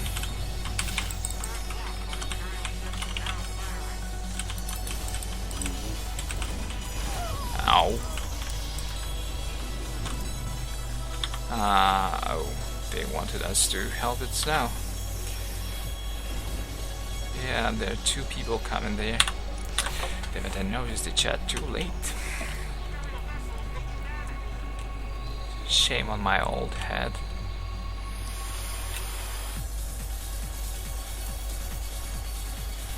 I'll just walk there.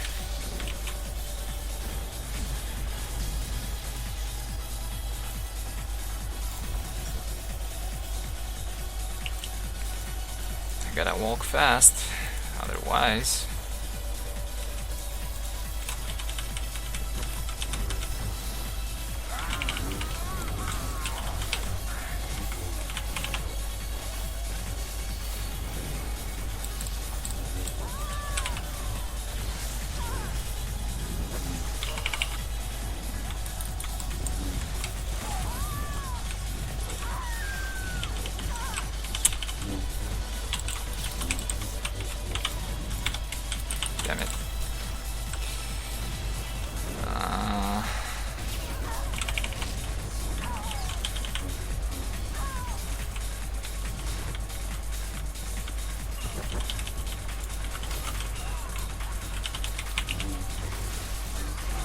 No, don't stun me. Damn it, I didn't use R. Well. Oh well. I'll use it after I come back now, I suppose. Didn't use combat focus, even though I'm sure I pressed the button, but I guess I got stunned at that very moment.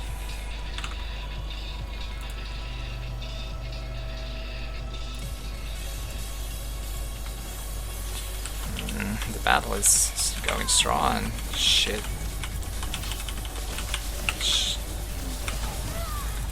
Whoa.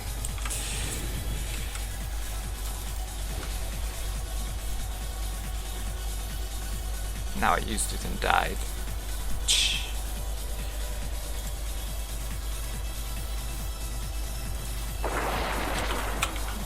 Freaking glances.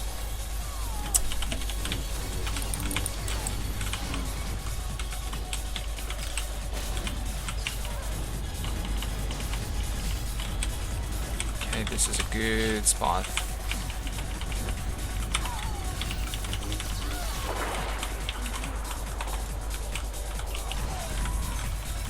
Who do I leap on? Come on.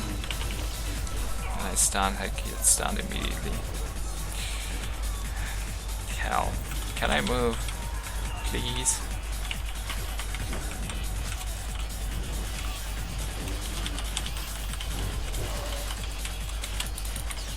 Damn it. Just damn it.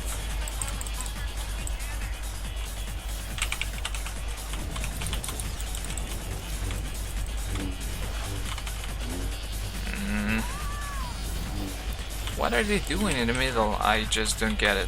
Why mid?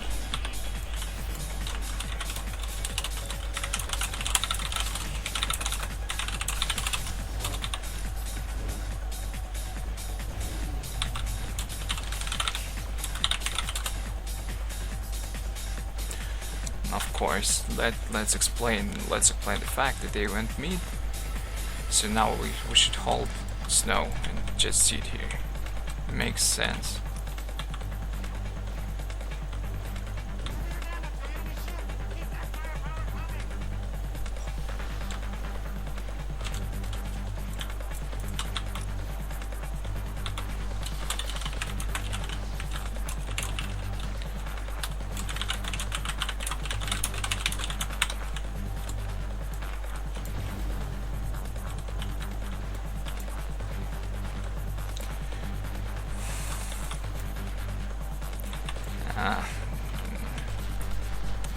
Well, now they're going this side in full force.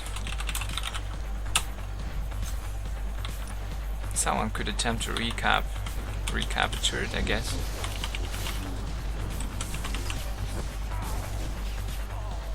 Damn it, he died before I could stack anything.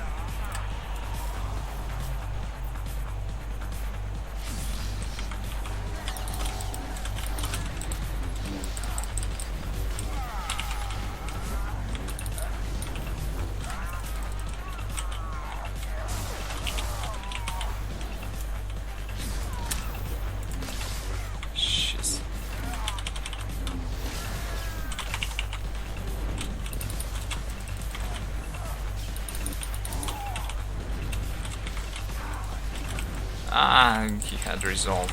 Damn it. Oh well.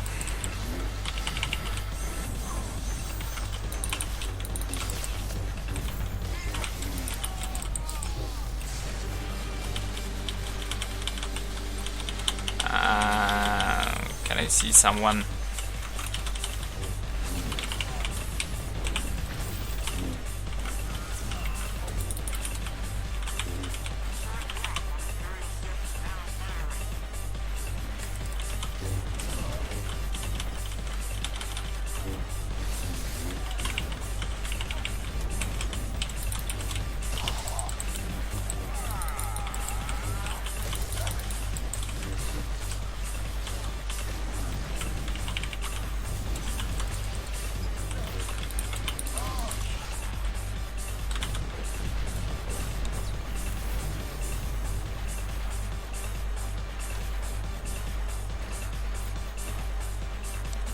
Well, I suppose that's it. After this game I'm going on the Marauder. let's look at the numbers again. This was the spec for more utility on sweep, as well as for additional 8% damage. Although I had to sacrifice. Well, it's not so bad, I guess. Could have been better.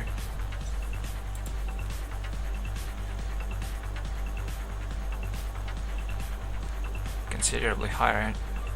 Biggest hit though.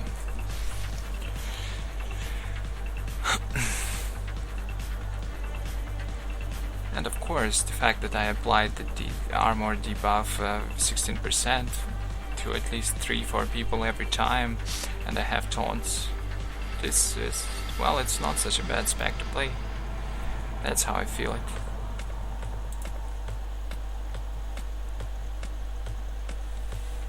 Especially if you pick Warding Call and go Soresu, it can be like hybrid off-tanking in ranked. It shouldn't be so bad. Damage will still be decent. It will still have a lot of utility. It could be good, I feel. Gotta practice it more, of course, but on that note, I will be logging my Marauder and playing a couple of games, at least to complete my daily. I do not expect any easy games, at least judging from the matches I just had.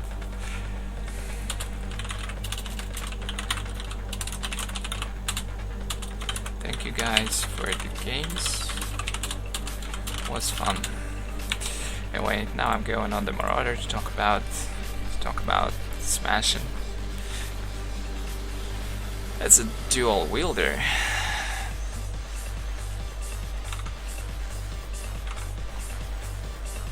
Okay, where is me? There I am.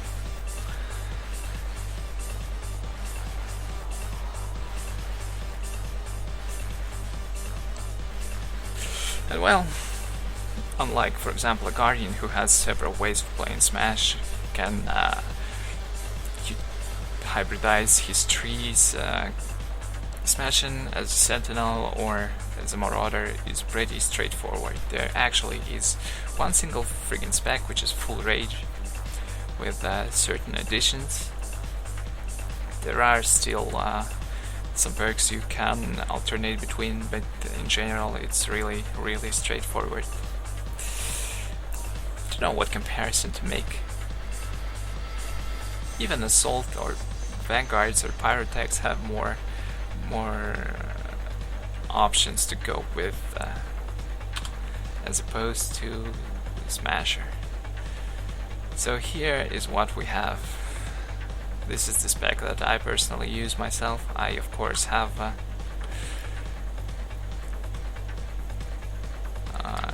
Vindicator as well.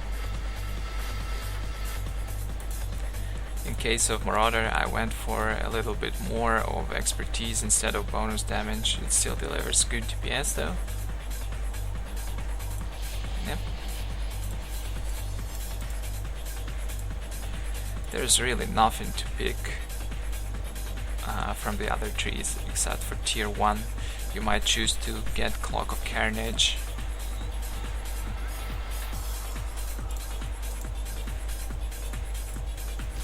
Up the quest.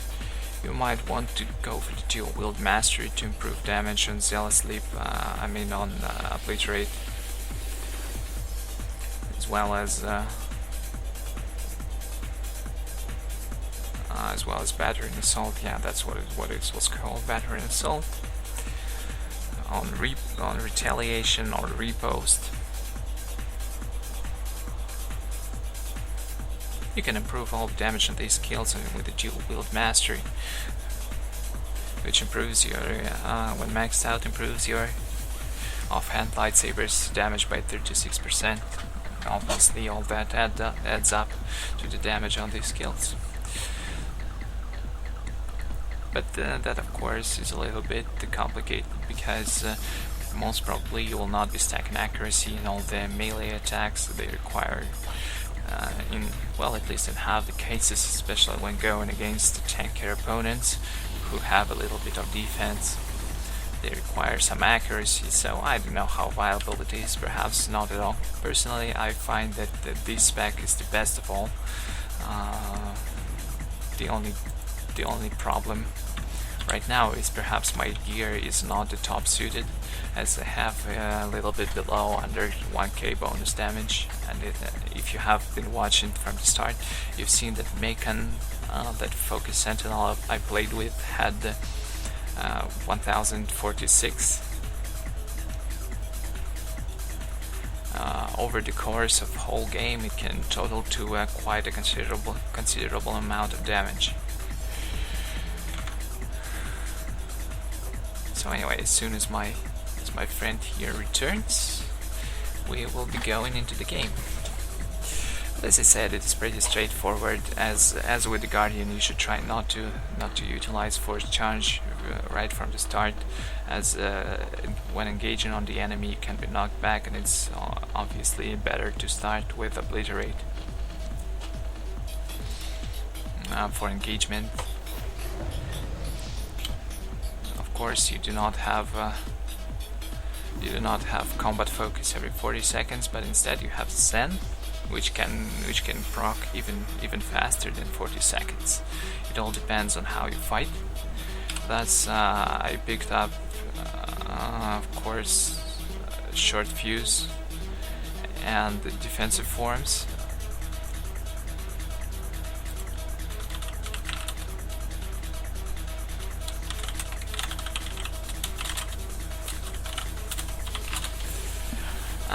For a faster Zen stack up.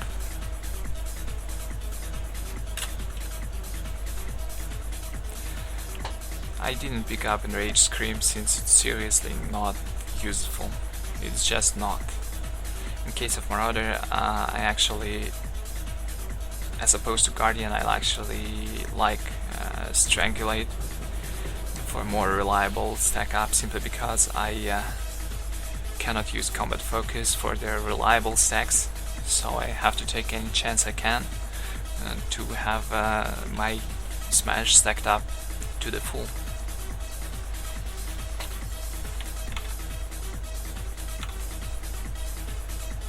Alright, the first game will be Novari, right.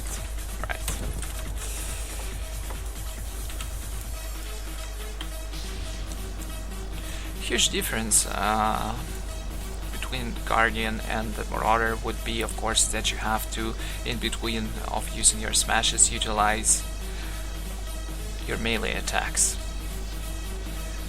Like the usage of Vicious Slash or Slash as opposed to Guardians or Juggernauts is pretty common here.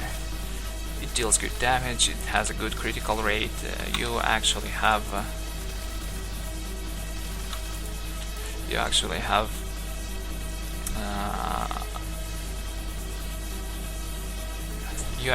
rage or focus to use this skill, simply because Battery and Assault, unlike Sundering Strike, gives you 6 focus instead of 2 or 3 if you picked up perk. So that's pretty good, I think. And even your basic attack as an assault or strike, as an assault or strike, deals more damage as opposed to Guardians due to dual wield. Anyway, let me use my first Zen on Pred, first Frenzy.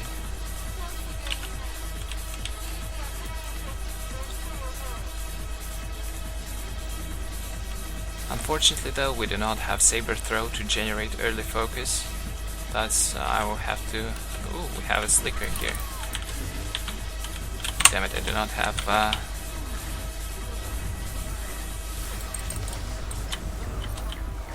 Damn it, I have to escape because this smash will not be effective whatsoever. Everyone is goddamn spread. Seriously, I just do not know whom to smash. So spread out. These guys aren't complete crabs.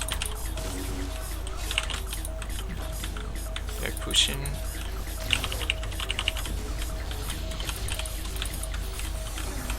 Let me give BT.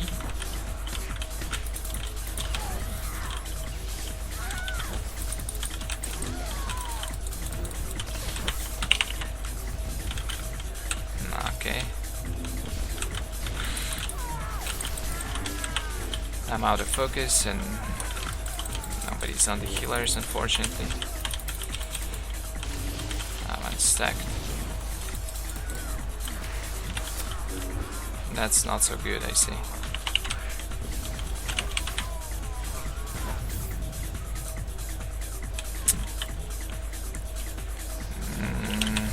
Let me give bread for a bit of additional survivability.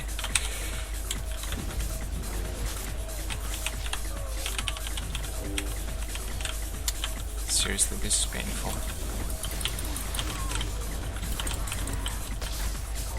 Something is not going as it should. I'm just stunned all day long.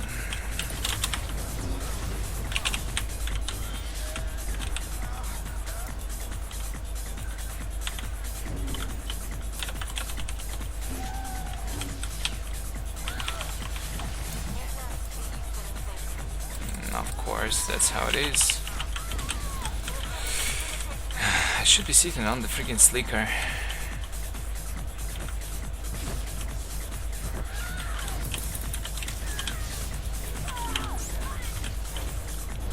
These guys are strong.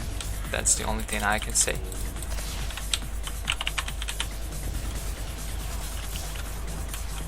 I'm giving bread for additional 10% defense.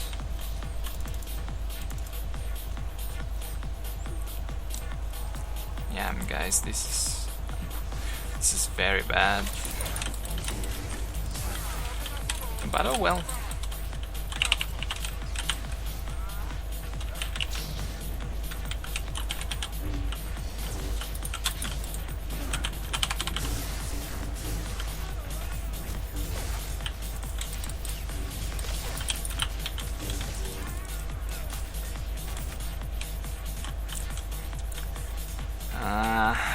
Better go west, in my opinion.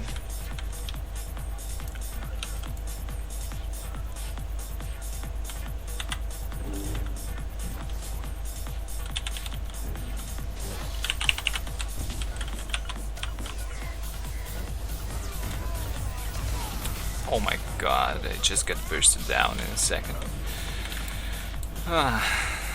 Okay.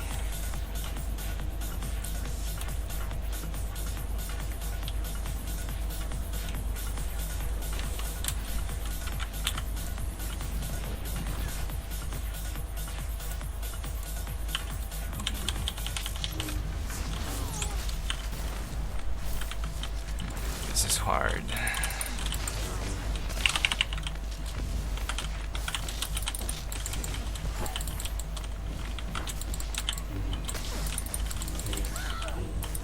Huge problem with giving creds to the team, especially when you're a single Marauder, is of course you will not be able to utilize your stacked smash quite as hell. Everyone spread out, just everyone. This is painful. Damn it, you were already choking him.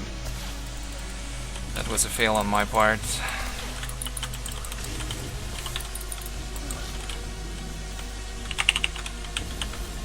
How many healers do they have? This is annoying. He's already full. I cannot kill them.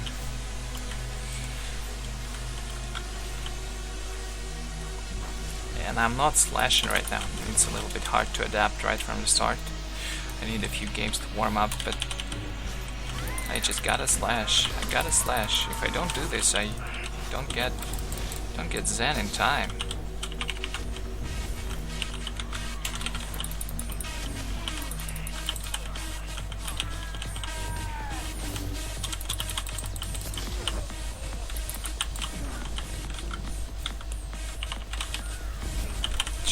This is ridiculous. Nobody on the healers to begin with. Everyone's fighting hell knows who.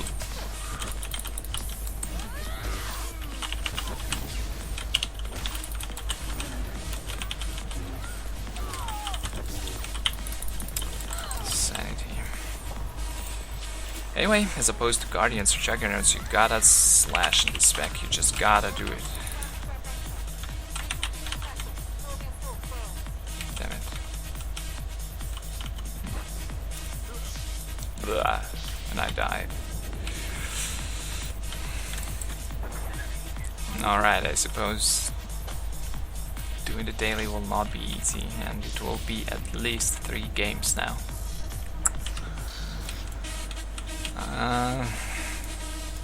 No, I do not see that we can win this.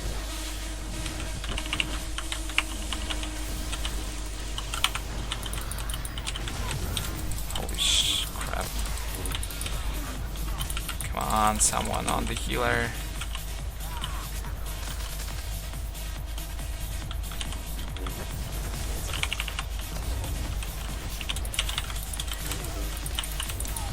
Gotta slash, I mean, gotta slash, force scream, obliterate, smash, force choke, this freaking scoundrel, sundering strike, I mean battering assault, okay, camouflage, they're just not dying, unless someone sits on the healers there's no chance, and their healers are pretty strong.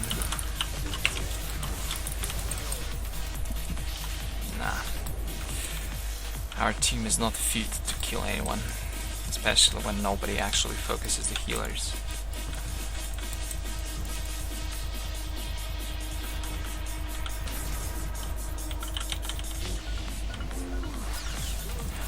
I have to engage like this because I have to build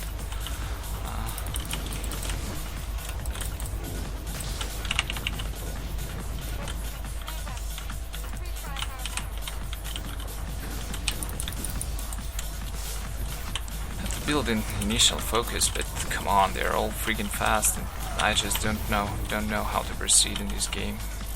I want to get closer to healer, but it's like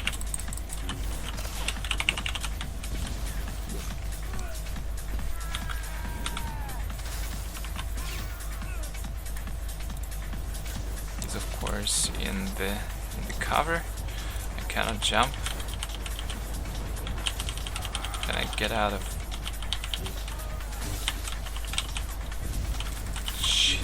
He's just not dying, just look at this.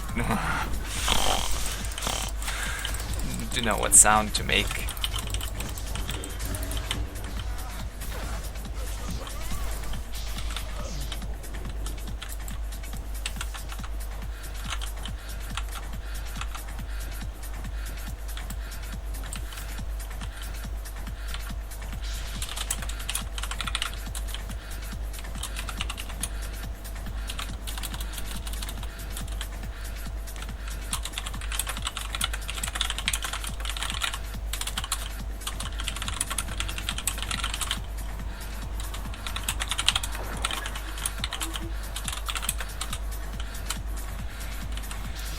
Enemy is unbeatable, yeah. They are just destroying us. Just destroying. Just look at this.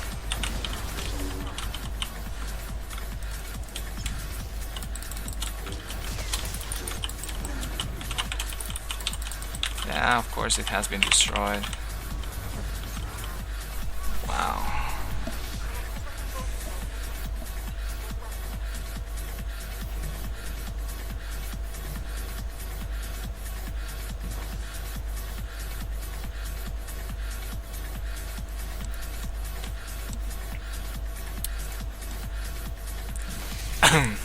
My throat is all dry right now. I felt so much pressure in this game. Damn.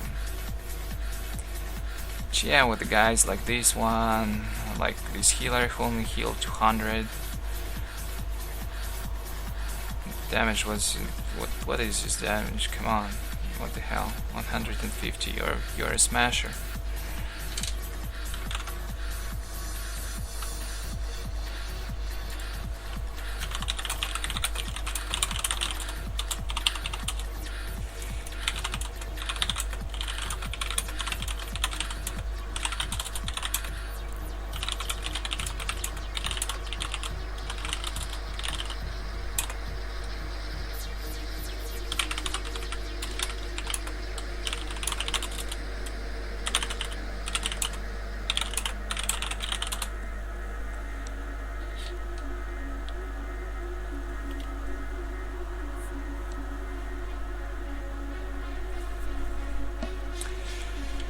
Anyway, I'm a little bit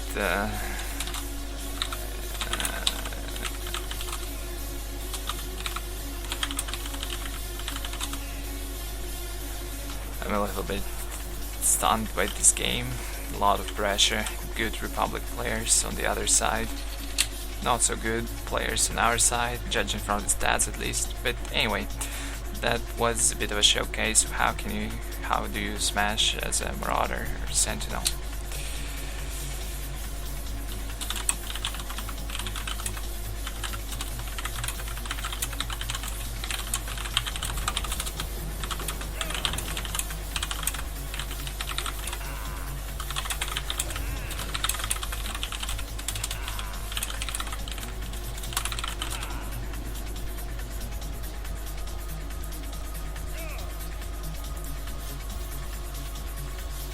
Okay, Civil War. And as I said in the beginning, it's just real straightforward. When you play Marauder, there are not many options, unlike when you go Guardian. There's just one straightforward spec. So if you initially have Frenzy or Valorous Call,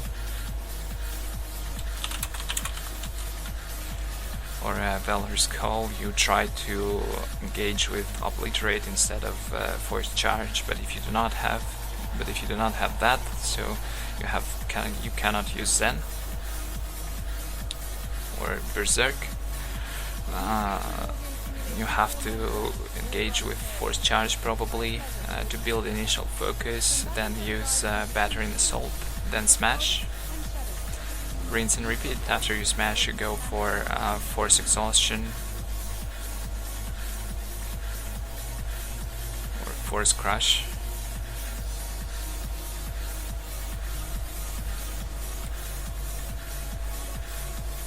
Then you just rinse and repeat and rotate the skills according to the situation. But the most important thing to remember is that you actually have to slash in this spec. You have to slash. If you do not slash, you do not build Frenzy. How the hell are the stacks called?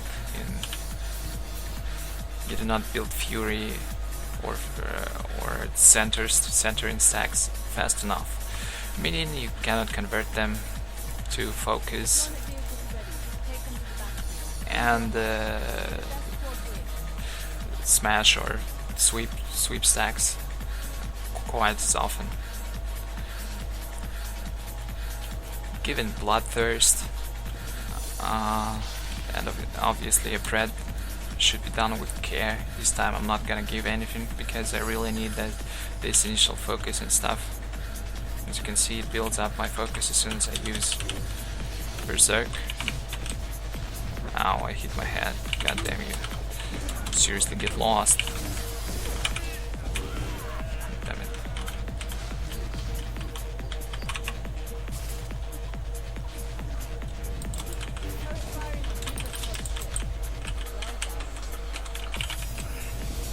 Damn it, did I hit nobody? Oh, this is not so good. Okay, I'll give bread because I'm gonna die anyway. Can I hide somewhere? I guess not. Whatever.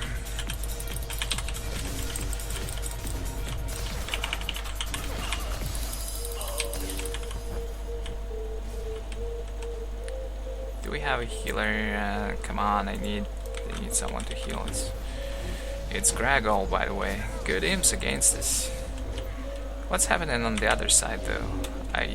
I'm not sure. I'm capping it now. Damn it, I was too late.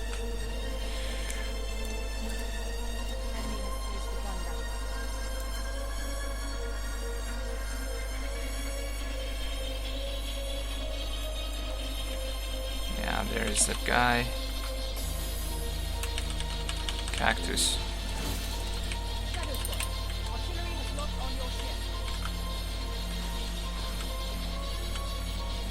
Stun this bastard. There's no need to push him away.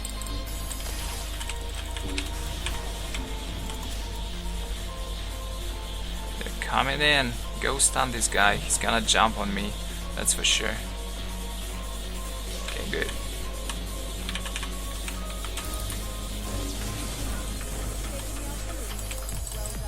Yeah, good, but they might be going the other way.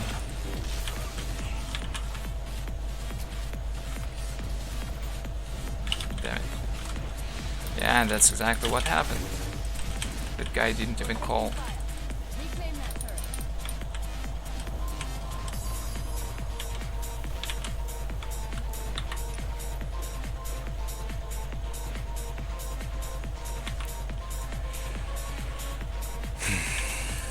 Okay, I'll leave this guy alone. I gotta go do DPS because otherwise I hate this piece of terrain.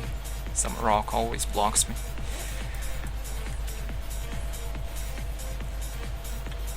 So obviously Marauder does not have any additional mechanics like armor reduction or additional strength. God damn it, white noise. Everyone's on the other team.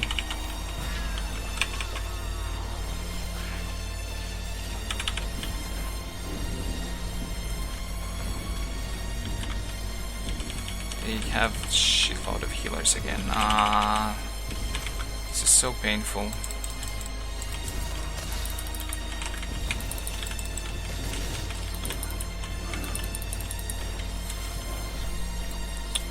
We have a stun bubble.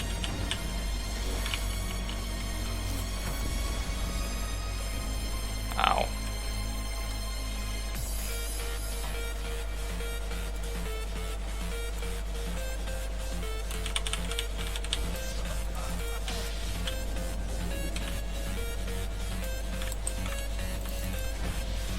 But that was a nice flight it took. It's an acrobatic move.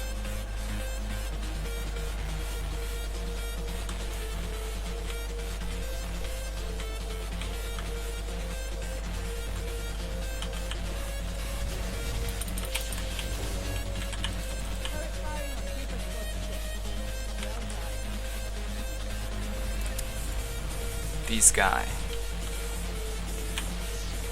Wish he had more skills.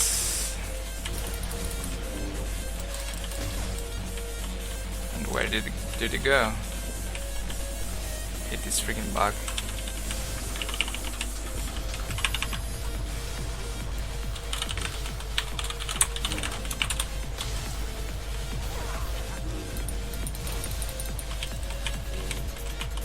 Stop pushing him away, ridiculous tank. Do you even have any clue what to do? Time to go the other way. Oh my gosh.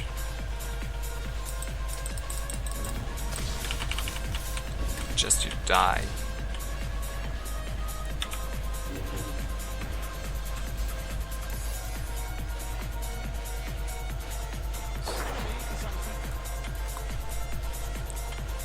Feels like something bad's going on the other side. Right?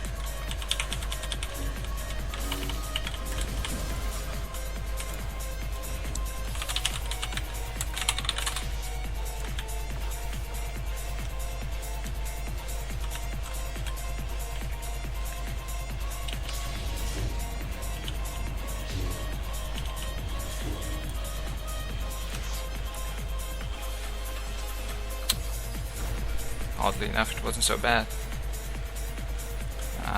Well, but this side is... No! You serious? Okay, good.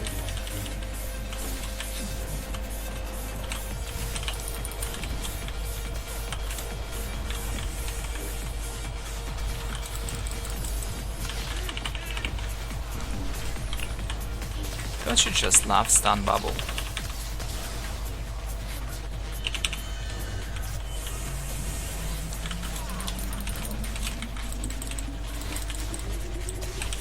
Do I have any stacks anyway? Not so much.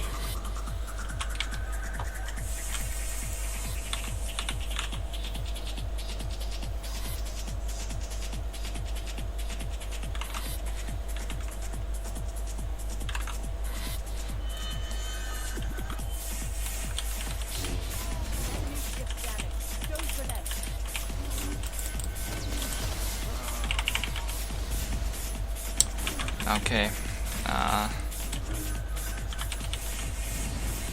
Do I have any... God help. I don't know what to say. I don't have any focus. All of my skills are on cooldown. I just don't know. I'm not gonna leave this guy alone. There's always a chance.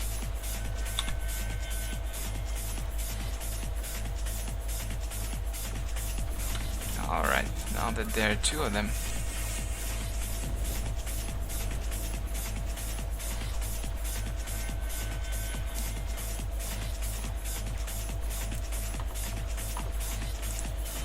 No props, we got this. We got this. That's what the percent of the bad players.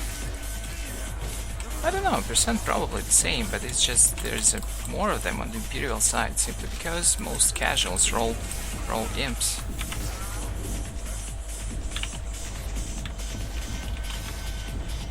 Whatever. Just why are they so sad on killing me? Well, okay.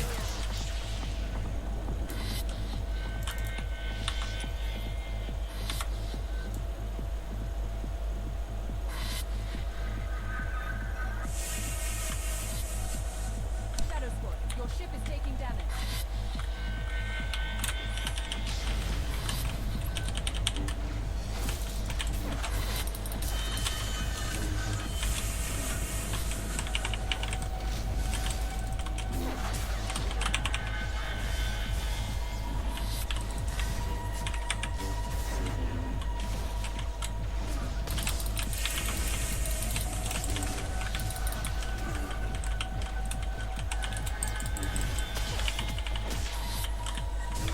What?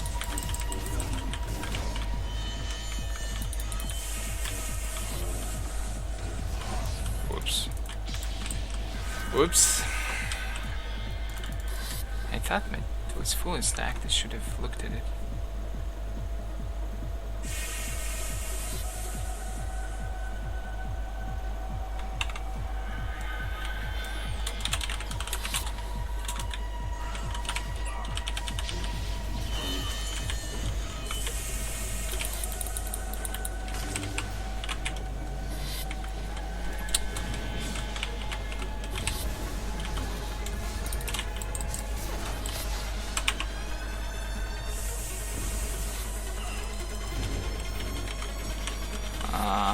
Okay. Damn it.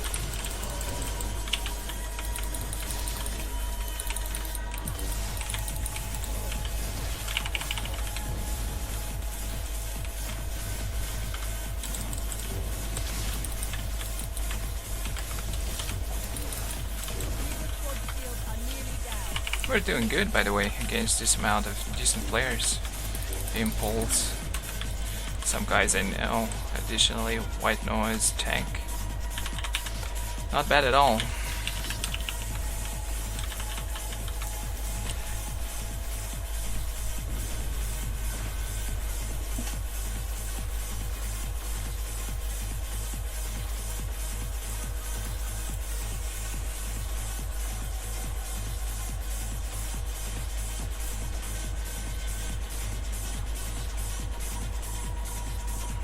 Alright, so as I was saying before, of course, Marauders do not have any additional mechanics like armor reduction and additional strength, but they compensate this damage for with the increased strength of their melee attacks, melee weapon attacks.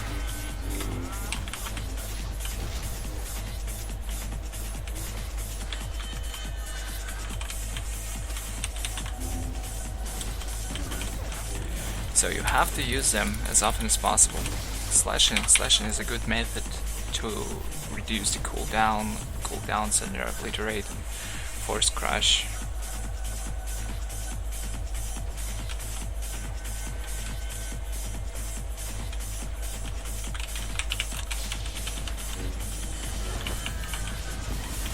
As well as to put in additional damage.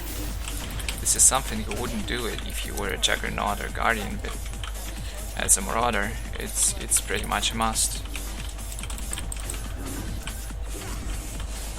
Little bit damage is on the low side, but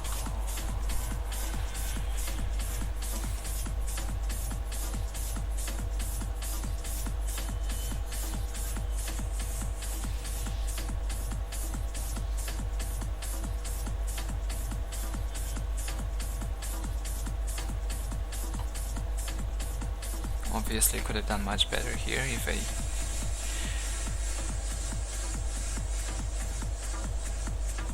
at least in terms of numbers.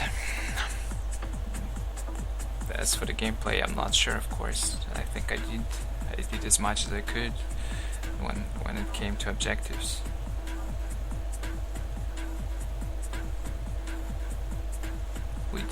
We really did feel the pressure. They had a good healer, they had a couple of good DPS. I don't know about the other guys.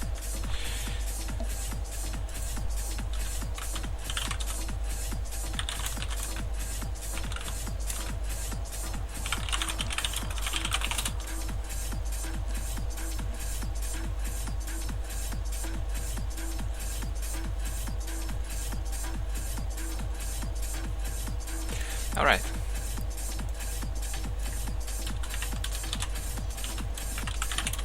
After I'm done with this daily. Anyway, the next game will be the last one for this SWTOR Tuesday, Smash in all its forms. I think I've successfully showcased all the possible options you can go when raging and focusing on your Marauders, Juggernauts, Guardians or Sentinels.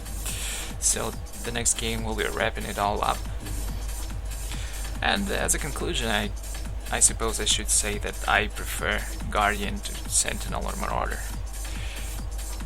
Sentinels or Marauders are much more fun in the other specs like Carnage or Combat is endless fun.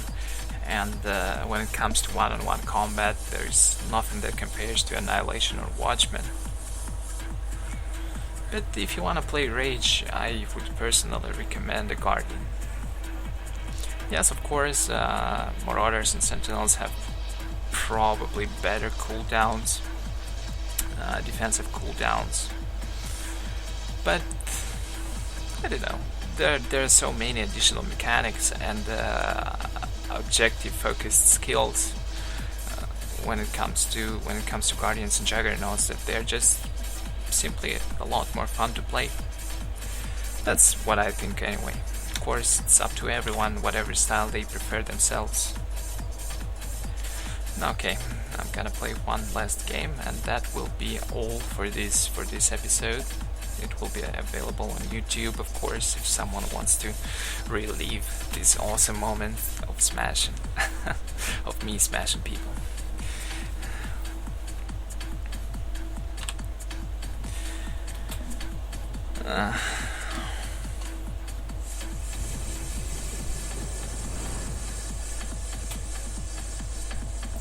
I suppose if you don't mind not having like Rage Refund on melee attacks and additional Fury from them, you could go for dual wield mastery and defensive role, because it would drastically increase your survivability when battling against Balance or Madness, Orcs and Sages, as well as survivability when battling against other Smashers, which are many, at least at the moment of the recording of this video.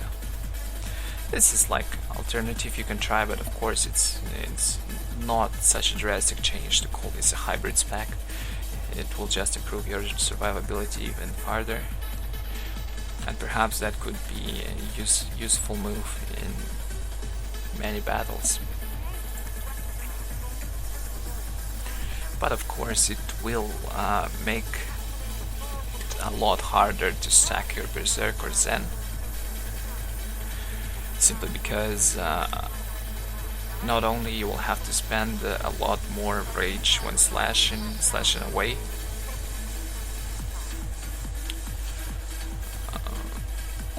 but it will also generate less centering or fury, and that is something to think about. Of course, tier 2 hardly has anything from Watchmen or Annihilation, hardly has anything useful for Rage spec, so it shouldn't be even considered.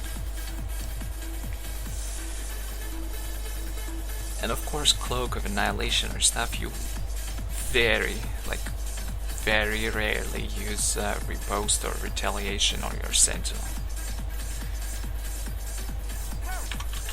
It really isn't worth to pick this perk. Thus, effectively only those two are useful from Watchmen or Annihilation. And if you feel you can do without them, then certainly go for defensive role.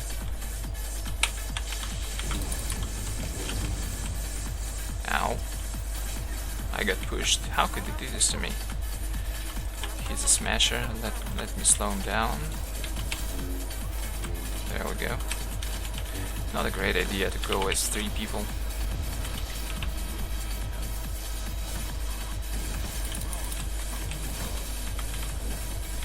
Because right now they are just feeding.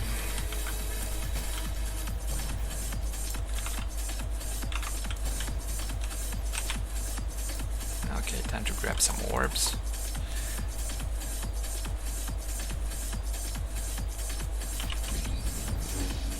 Damn it, I will be missing one Fury for a bread. Someone incoming in the pylon, but since we're coming back, there's no problems here. This is a sniper who chose a very interesting cover point.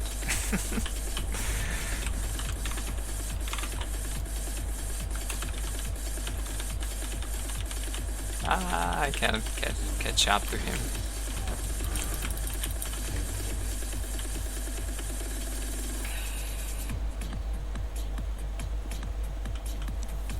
There is a stealth here, or what? No worries, bro. I'm right next to you. No stealth can cap against us. Against us together. Ow. Alright, now there are 2 of them. 3 of them.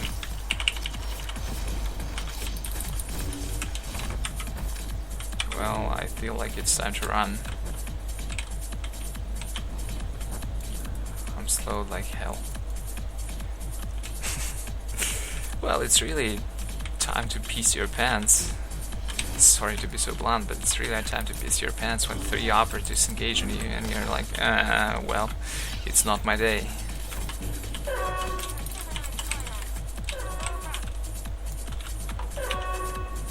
And again, I'm missing 1 stack, are you kidding me?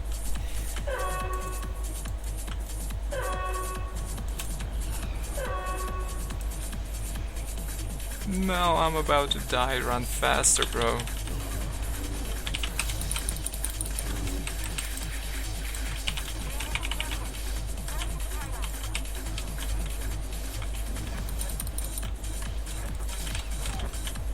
I will go get pylons as soon as what? Right, as soon as we get these orbs.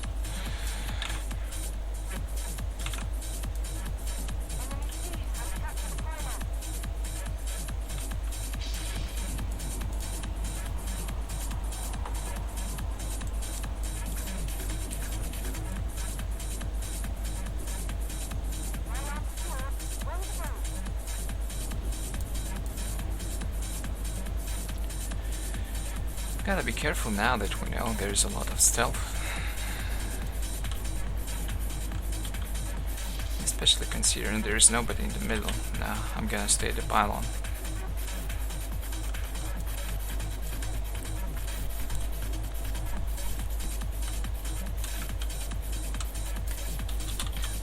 Now, yeah, there we go.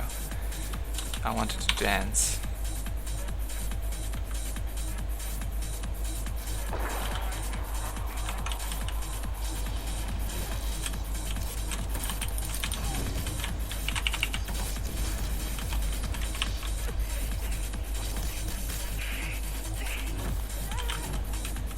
Where did this guy go?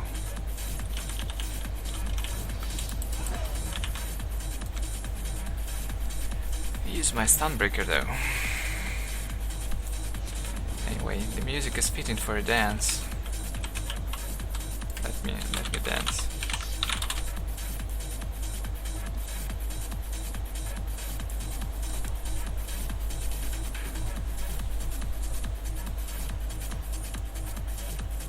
No, that's not it.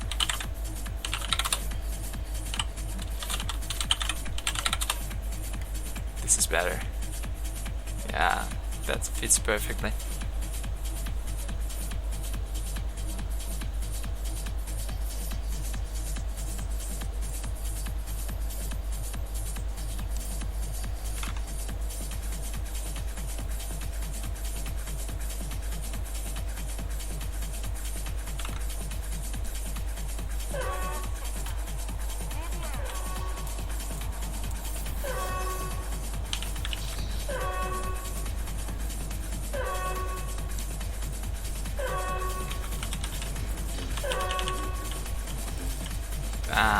Why the hell did you have to put up resilience? It countered what I wanted to do.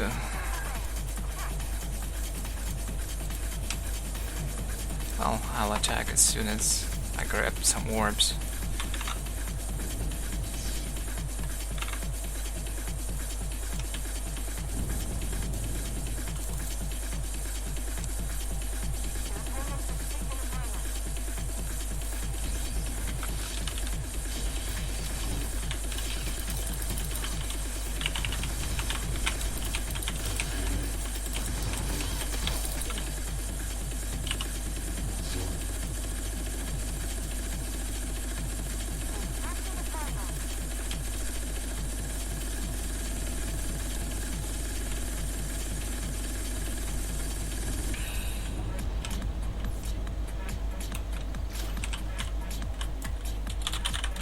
Let's continue our party.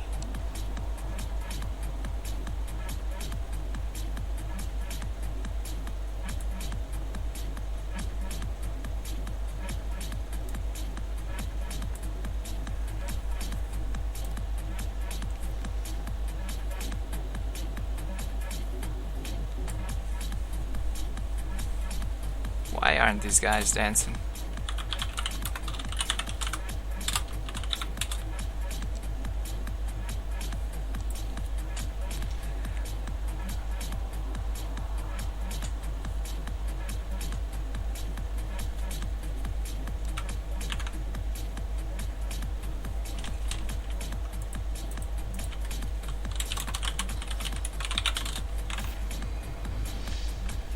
As for the augments, just with the Guardian, I talked about it a little bit earlier. I use strength augments simply because the difference between power and strength, full set, is only 7 points of bonus damage. And personally, I prefer 1.5% additional crit to these 7 points of damage, simply because, aside from smash, of course, I have to use additional skills, and it's nice to have a little bit of a better chance of a crit on them. And of course, it synergizes a lot better with this brutality perk of additional crit percent on dispatch or slash. So personally, I find it very nice.